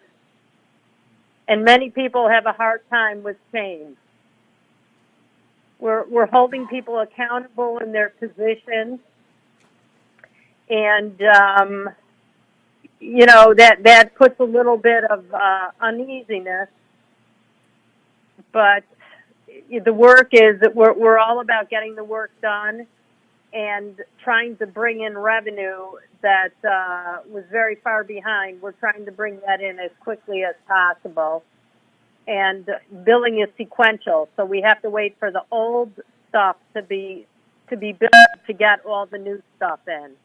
But we have somebody working on it nonstop. We've taken over the billing into our offices. And You know, we're slowly getting through the AP listing, the accounts payable, and we're evaluating all of the contracts. And there's many contracts that really could be improved. Prices are too high on some, and time periods to pay are too accelerated. We have vendors that we've worked with in the past that are willing to give 90 to 120 days on payment terms. So at least there's a possibility of catching up some of the other outstanding payables. Again, we're working closely with staff, and it's you know, it's all new, and some staff may not like it, and you know, it again, change is difficult for some people, and we've asked everyone to stick with it, but if it's not for them, we accept that, and we have such that in our reputation, we are able to find people between all of our people that we know and our network that we're able to replace most every position. So, you know, that is needed. We obviously don't want that. That's not something that we would want. But, you know, depending on if people will work with us, and we, of course, want everybody to stay and work and go with the new program, because it's all about providing the care to the residents and in an efficient way. We've put a lot of training. There's a lot of training going on. We've got a lot of our consultants, our nursing consultants are in there, and they are providing a lot of training, and we are answering the plan of correction for all of the past incidents that have occurred at the facility over the last several months. And we're on top. We like to think that we're on top of everything, but you know, it's a human issue. We're dealing with human beings. So we think that that we're going to be successful. We're working closely with everyone. That's important. And I think that for the most part, had we gotten in a little bit earlier, I think, you know, we could have really made a big dent, but we're making a pretty big dent, you know, where we're at right now. So I think that kind of sums it up. I have Joyce Caillou here also, our Chief Operating Officer, and you know Keith. Keith is there too. So is there anything else you'd like to add, Joyce? Well, I think it's just stabilizing the staff. There were the first week we were there, the few days even before our contract started, there were so many, there just wasn't enough staff. So we've been able to stabilize the staff, which it appears we're bringing on new people, but what that does, it will decrease the overtime, because so much of the regular hours we're paying overtime rates and high bonuses to get people to just fill the shift to provide care. So we're really stabilizing the staff, and we found the care staff to be so receptive and supportive. We're still working through getting to know the administrative staff and knowing that we need to change many of the systems that perhaps led to some of the dysfunction in the building. So we're trying to do that. But we have a good administrator who's local, and we have a director of nursing who is close by, lives almost right there in Champaign. So we've really done a lot of stabilizing the staff. We're trying to meet the families. We're trying to instill a level of confidence that the staff can depend on us, that we're going to run the building properly, and that family members can hopefully, we can regain the trust that we're going to take care of their loved ones. And also, with that being said, in the community, I've made some inroads at the hospitals, and I'm doing a very large presentation to Presidents. I think it's August 14th, the day of our board meeting, and I'll be meeting with physicians, medical students from the university, nurses, social workers, case managers. We've put together a program, a large program, and we've never, from what I understand, the facility has not gotten a lot of admissions from presence in the past. So we're hoping that will open up some doors, as well as Carl Clinic has a new director in their case management, and she started on the 10th. So I wanted to get her feet a little bit, together and stabilize. I've been in touch with the staff there, and I'm also very involved in the university because I'm on the alumni board for the School of Social Work, and I'm going to be doing a large presentation to the alums because there's continuing education credits on people's licenses if they're licensed social workers, master's level social workers training.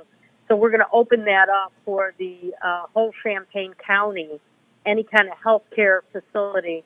And I was going to ask if we could do it maybe in conjunction with the county home too, so that we can get some professionalism, kind of attached to the name of the county home as well.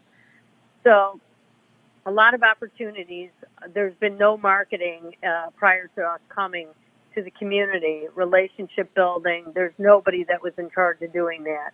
And starting August 1st, we'll have someone very involved at the facility doing that. And so there's a lot of really positive things. In the short amount of time that we've been there, we've made some huge progress, I think, in trying to pull the things together that may not have been, together. And again, it takes time. This thing doesn't happen overnight. But what I think that we see is there's just a lot of great opportunity that to move forward, to be able to pull that low-hanging fruit and turn it into some positive. Keith, anything else you want to add? No, I think you pretty well said it all. No, again, there's a lot of support that we're giving. We have a lot of very good key personnel that we're bringing into this facility. We're committed to you. We're committed to this community. We're committed to the residents. You got some great residents that live there at that building, and we truly are very impressed with a lot of the people that care for them. You got some very good, committed people that care for those residents. Susie mentioned that we have met some resistance. Not so much resistance in the caregivers, but more resistance within the administrative staff. Go figure. So, people don't like change a lot of times, and there are changes that we do have to work with you in bringing to that facility in order to move forward and for it to be successful. But we want to be an open book to you. We want to communicate with you as well in allowing you to know exactly what our steps are.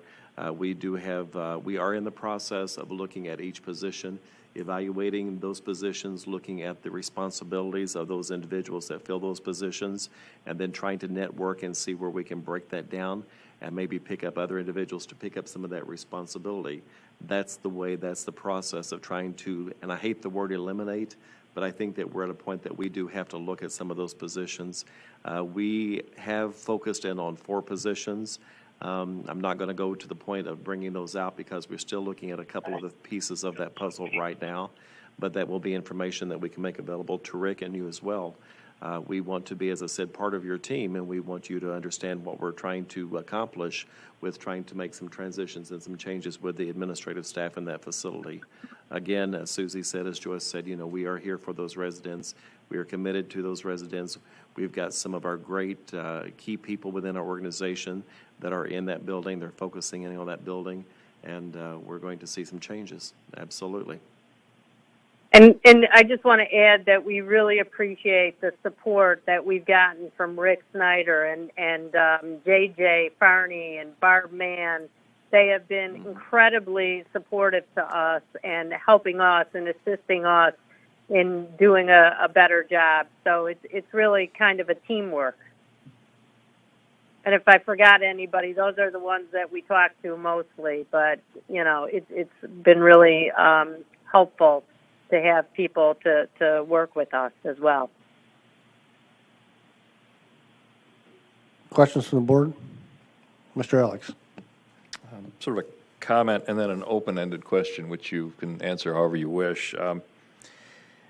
Ms. Koenig, I realize you've only been here in the facility for 2 weeks, so I think you've been able to accomplish an impressive amount in those 2 weeks. I'd still be working on learning everybody's name at that point. We hit the ground running. And to be fair, that's the reason why why you were stood out among the applicants for this contract, is we appreciated your experience with other homes and your ability to do that. You said, you wish you'd had a chance to start sooner. Well, I wish you'd had a chance to start sooner because fortunately or unfortunately, you said 60 to 90 days is probably what it's going to take for you to get a handle on things, and that seems aggressive. 60 to 90 days is also the time frame in which this county board has to establish and approve a budget for next year. And what goes into that budget is probably going to determine whether this county board thinks that it can continue to sustain the county nursing home, or what structure we will have to implement, whether it's a sale, whether it's a transfer, whether it's reducing the size of the operation, whether it's operating it as we are now, whether it's closing the facility, which I hope we don't have to do. So I think it's fortunate that you were able to start when you did, but we are going to be looking very closely at any information that you can provide us in the next 60 days, because that's going to have to inform our budget decisions going forward. That being said, and this gets to the question, you've worked in a lot of nursing homes, and I suspect that the information that you will provide to us in terms of what you think is possible, what we should be doing there as opposed to maybe what we are doing, what we could expect in terms of revenue versus what we are seeing, what we should expect in terms of expenses versus what we're paying, and so forth, will be informed by the experiences you've had with other homes. So my question is, can you give us, based on your 2 weeks of experience, sort of how do you compare what you're seeing at the Champaign County Nursing Home to what you've seen at these dozens of other facilities that you've walked into in crisis? Well, I'll tell you, it's a fair question, because I think at Champaign County Nursing Home, there's a lot of good things going on. I think your caregivers that are really in the facility are exemplary. I think they really care. And I've noticed that the union folks that are in there, that are people that we've met with so far, they really care. And that is really amazing that they really want to see this home succeed. And I think that as that just says it in a nutshell. The people that are caring are the people that are really caring. It's always tough when you have administrative staff and things get changed. Again, the only thing constant is change. But I think that there is a lot that can be done at this facility. I think that, again, I know it's tough. You're in a very tough, very, very tough position. You have a lot of long outstanding debts that you owe that I don't know if we can wipe away, or that they can be wiped away, because, that in itself is the past.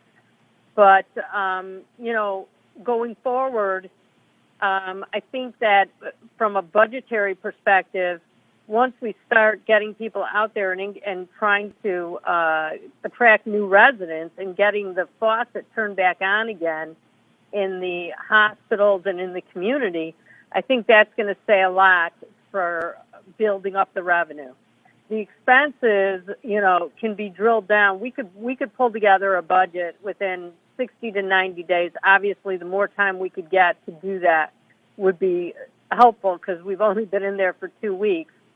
But we could pull together a budget that would make sense, and with some suppliers that are willing to work with us. There's some suppliers there that are really difficult to work with that I've already encountered and have spoken to, and probably need to be replaced.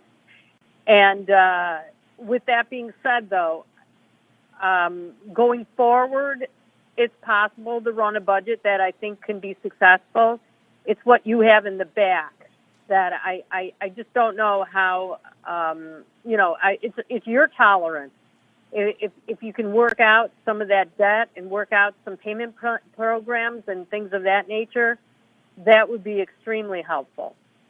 But I think that within 6 to 7 months, you're going to see a huge change to the bottom line just because of some of these outside contractors that were in there that were billing crazy rates and almost to the point of, I don't want to say taking advantage, but there was a lot of stuff going on whereby just adding on another employee could have really saved a lot of money. So, I think it's the experience that we have, that we've done this before. I don't want to fault anyone from the past, but again, there's a lot to be said that I would tell you within a year you'd see a huge difference. It's just what's in the backside. That's the only thing that I can't change. We can change going forward. I just don't see what I can do to change what you've already been through and your debt there. So I think that that's something that you'll really want to think about. But I think there's really hope. The facility is a beautiful facility. Oh, there's so many things going for this facility. Sometimes we walk into buildings and we really look at each other and say, wow, what can we do here? But there's a lot of opportunity in this building. And I think just looking, as Susie said, some of the low-hanging things, getting the staffing right-sized, and then being able to pay the right rate rather than inflated the overtime and bonuses, and then getting the contracts for the supplies that we need. So going forward, we could produce a budget that is workable, that will make money. We're focused on doing in all the major parts and what needs to be done. I just can't change your history, that's all. So that's something that I think will need further discussion, and I just got to get involved more in I haven't had the opportunity to get really involved in some of those payables, but I think that that's got to be something that we'll try to look at now. We had to make sure from a care perspective and staffing perspective that was immediate. All those were immediate concerns. No, and I appreciate Does that answer your question? It's a very good answer. I appreciate that. And I guess I should touch on something that you just said, which is, we tend to look at this in terms of numbers. One thing I think we need to not lose track of is the fact that you walked into a situation where, we are serving 150 residents over here. The fact that we are spending a spectacular percentage of this county board's time in the last year on the nursing home. The nursing home is, a $15 million a year operation, and if it were making an extra $1.5 million a year instead of losing $1.5 million a year, it would be getting a lot less attention from this county board. So obviously, we are here as a result of financial. We're talking about it as a result of financial necessity. There are, well-intentioned arguments as to whether the county should be in the business or not. We are at the moment in the business, and so whatever whatever guidance you're able to give us in terms of what can be done to control costs and increase revenues at that facility in as short a term as possible will certainly be a strong signal to this county, one way or the other in terms of whether this is something that the county can be in the business of. Okay. Other questions? We definitely have our challenge.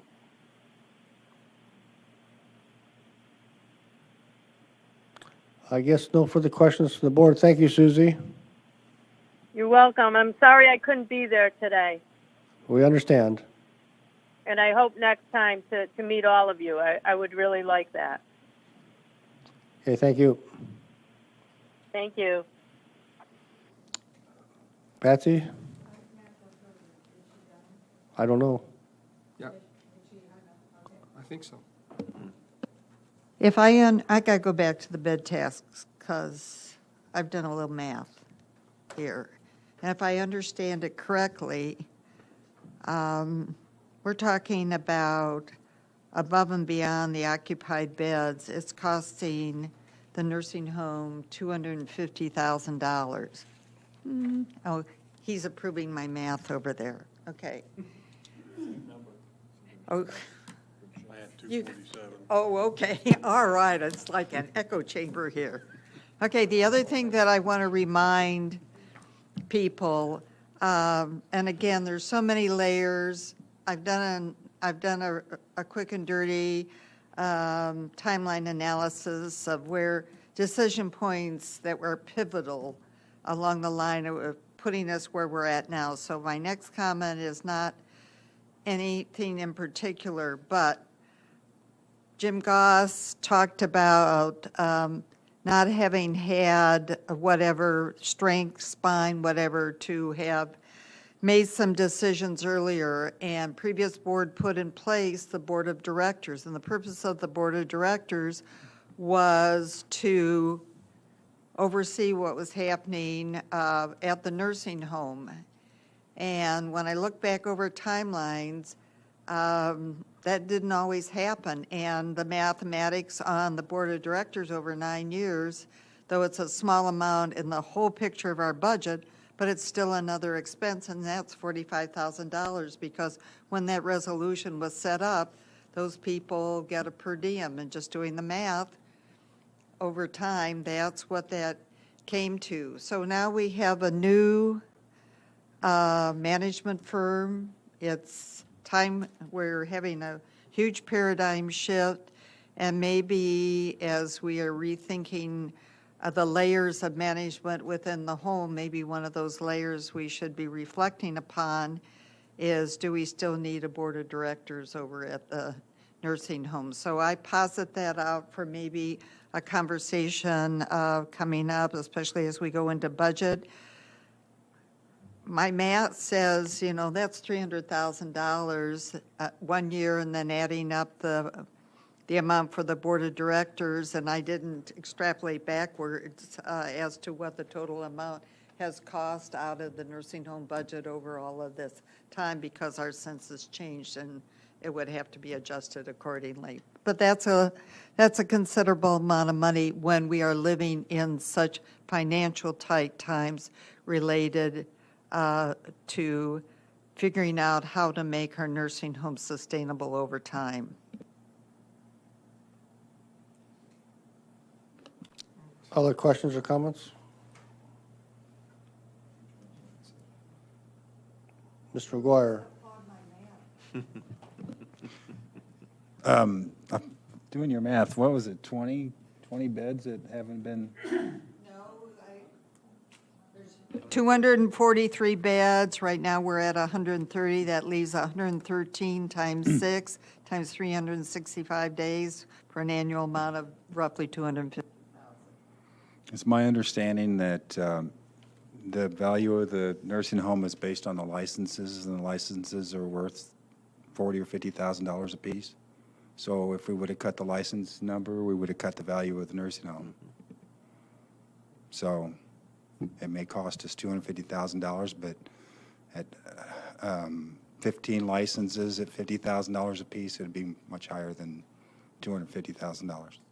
Yeah, but the counter to that is this is the cost that every bed is Medicaid. Every bed does not have to be Medicaid at the nursing home, and I'm counting all Medicaid beds approved. Okay.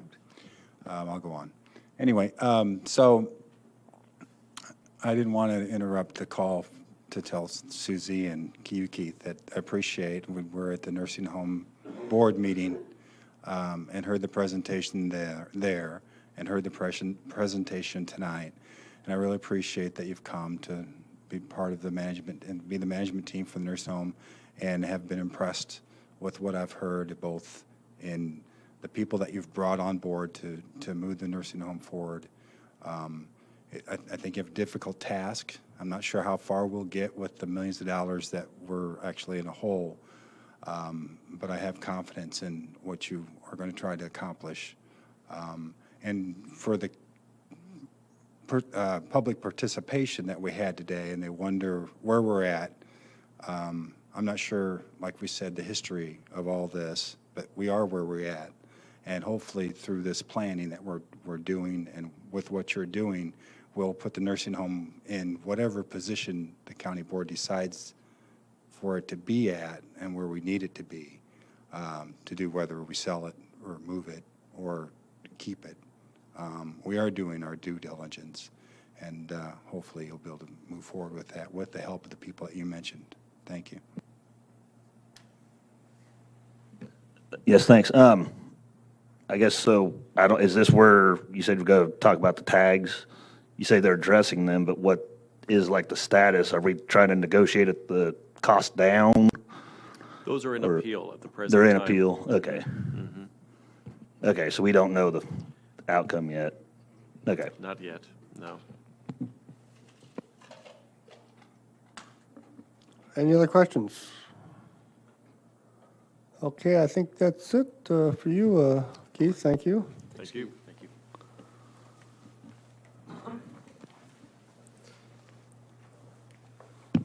Just a couple other quick points before we move on. We issued a request for proposal today for a couple of the contracts that Susie mentioned, dietary and also supplies. Basically, using SAK's experience and knowledge of the market, looks like there's significant savings that could be attained on both of those areas. So we're moving quickly to make a change in those so we can improve the operating financials.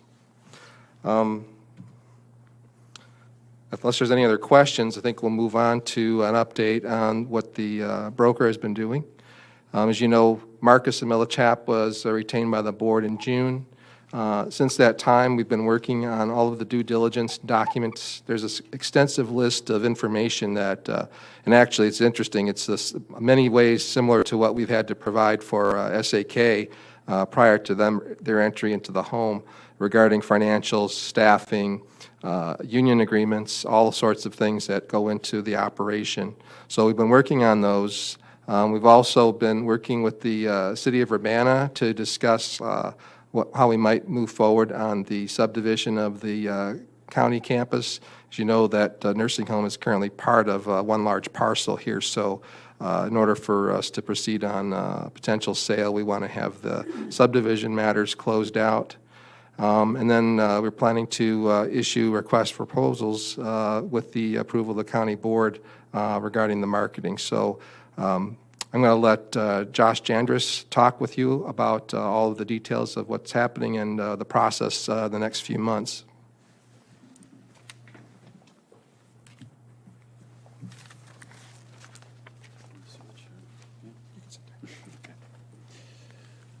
Good evening, everyone.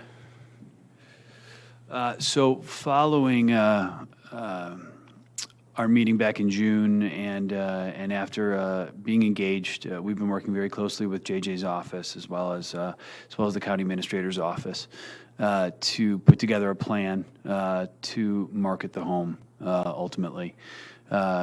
As stated when I sat here over a month ago, really our goal here is to eliminate any execution risk. So, it's very important for us that once we do go to market, there's as little contingencies to a sale as possible. And through building a data room that's full of all the books and what we call books and records due diligence, looking at, making sure that we can deliver clear title, having a survey completed, a subdivision. Those are all things that could potentially hold things up. So, in a normal real estate transaction, after collecting letters of interest and negotiating an asset purchase agreement and an operations transfer agreement, you would enter into a 45 to 60 day, which is customary, sometimes it's longer, period of due diligence. During that period, a buyer or interested party would have the ability to back out of the transaction. So the way that we structure our process is to have all interested parties conduct their due diligence while they're looking at the offering, and then after we have an opportunity to vet interested parties, we move right to an asset purchase agreement and an operations transfer agreement. Again, it really limits the execution risk and gives everybody, all the stakeholders, a sense of certainty, or as close to certainty as possible, once you do select an interested party. So again, in trying to prepare for that, we've shared that all the items that we would need for the data room with the county administrator's office and the auditor's office. Also, I shared with the county administrator's office a number of RFPs that we've utilized, as well as some references. I spoke with the county administrator's office today and said that he's been reviewing some of the RFPs. I think after reviewing them, he's going to be sharing them with the board.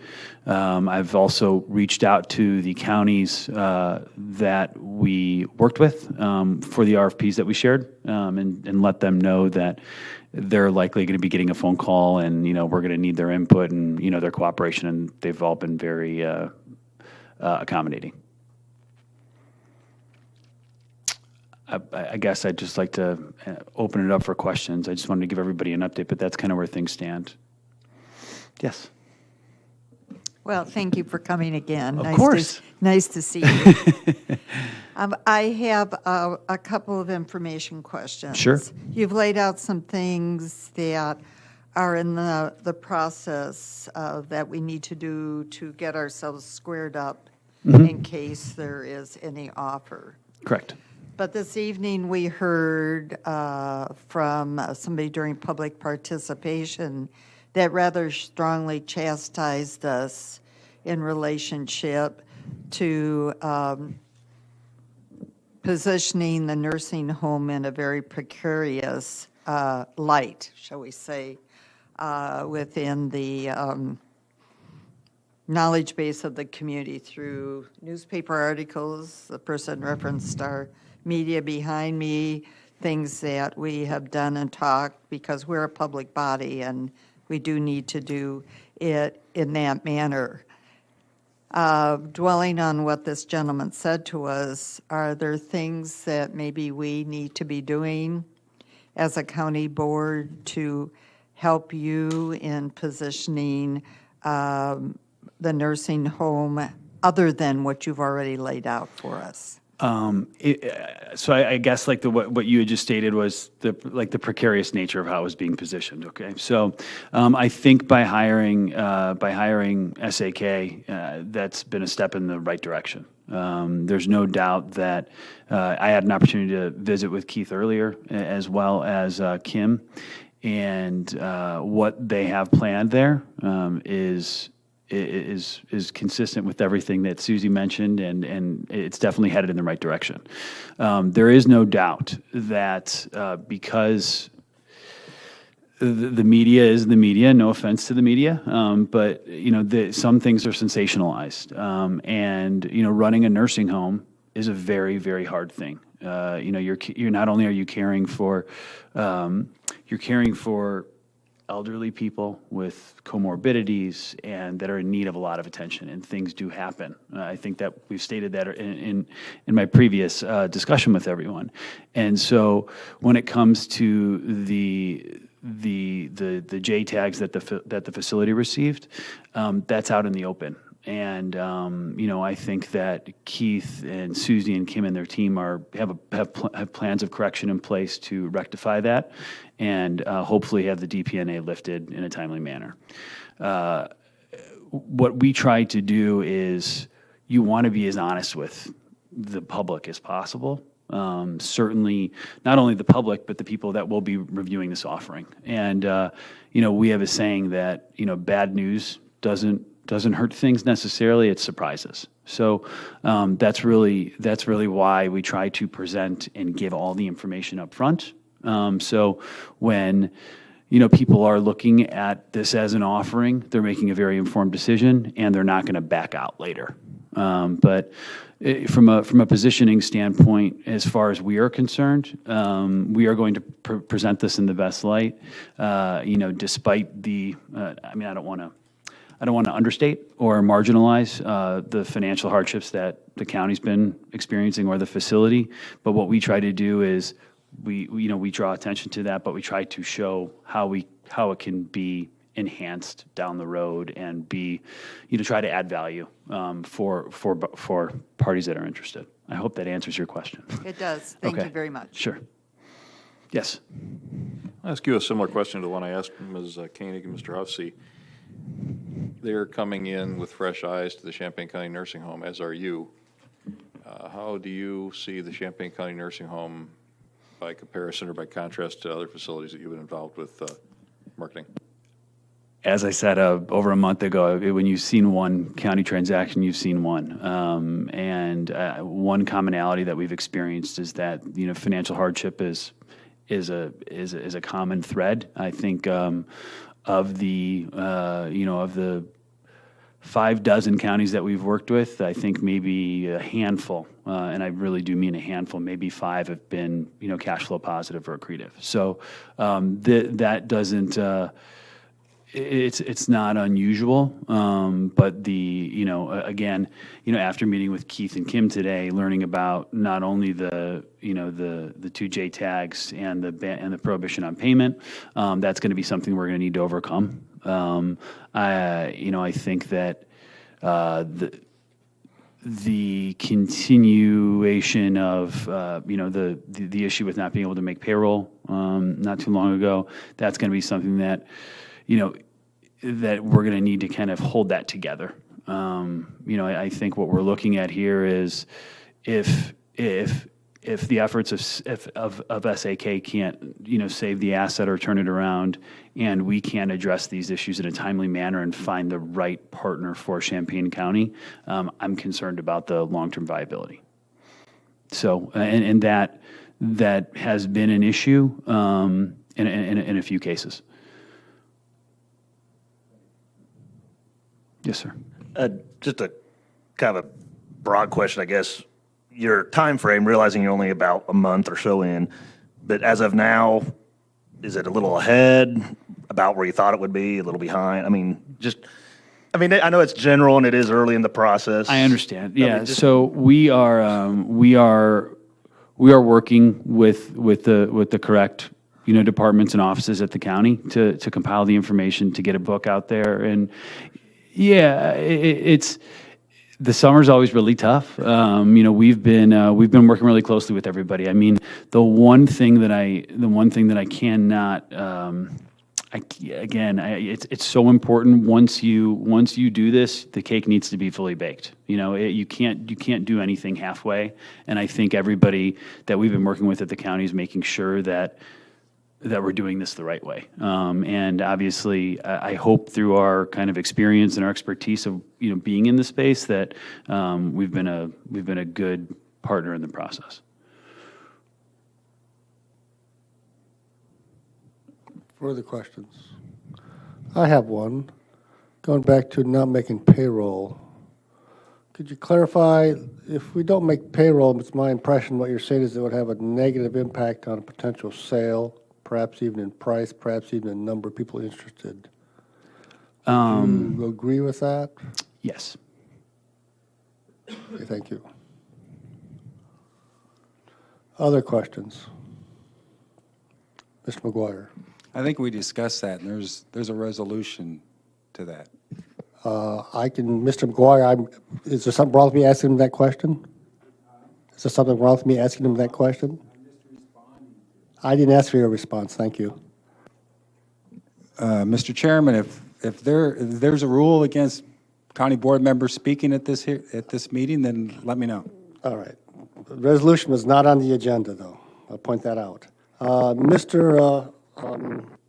Janis, do you have any other comments, any other questions? No, I guess we're just, we're excited to continue the process, work with the county administrator's office and the auditor's office to, put together a package and engage the market and hopefully I'm confident that we'll run a very successful process and you all will have some options and some, decisions, albeit hard to make. All right, thank you. Thank you. Thank you, everyone. Have a good evening. Okay, any other comments? Mr. Anderson? Just maybe more of a common observation. I have a lot of confidence in SAK, having been on the review board that was involved with the selection. And I think they can do well. I think so. But listening to the last speaker and thinking about this, it's going to be hard for them to succeed. You can look at SAK and say, yeah, maybe they could pull this off. And I think if they had zero debt today, I think they could probably pull it off. But that's not the reality that we face. The reality we face is they're trying to make strides, and they're paying interest on debts that they didn't even create. They're having to deal with vendors that are owed a lot of money. It's all the stuff they're going to have to deal with that's going to hobble them. Not saying they can't be successful. I think they will be. But I think that'll be potentially an insurmountable barrier that's created that they're having to deal with in order to get us in a position where, well, gee, we don't have to sell the home because it can be successful. I think we're in so much debt that it can't be. But I'm not absolutely sure of that, but it certainly looks like that. My comment. Thank you. Anything else? Mr. McGuire? I would just notice the property subdivision, and is the administrator going to address that? He did talk about that already. Did I miss it? Where are we at in that process? I'm sorry. We met with the city of Urbana, the planning department there, and other representatives, and we pulled together folks from the county. So I had Jeff Blue, Dana Brenner, our county board member, Patsy Petrie, to talk about what steps would be necessary in the process. One of the considerations that's involved is making sure that the property has access to a public road. Right now, you can't have a parcel that doesn't touch a public roadway. Art Bartel could be converted to a public roadway, but there may be some things that need to be done in terms of possibly upgrading the asphalt, possibly installing sidewalks. So we think that we're trying to find a way to do it with the least amount of expense to the county. But we are working on it, and I'm also now getting the state's attorney's office involved with this to help us through the process with them. And you can correct me, Patsy, if you think otherwise, but it sounded like it was relatively straightforward to do this. We just have to make some decisions about what we need to do. Just to add to this, we had a preliminary conversation with Urbana 2 years ago on what were the steps that might be needed as a just in case, and some of the players changed over those 2 years. But in both conversations, even with new entities at the table, Urbana certainly has indicated great cooperation with the county, a willingness to talk about it. And fortunately or unfortunately, depending on how you look at it, with new people at the table, some new issues came up that needed to be discussed, which actually was a good thing. Any other comments? Thank you, Ms. Petrie. Seeing none, we're adjourned.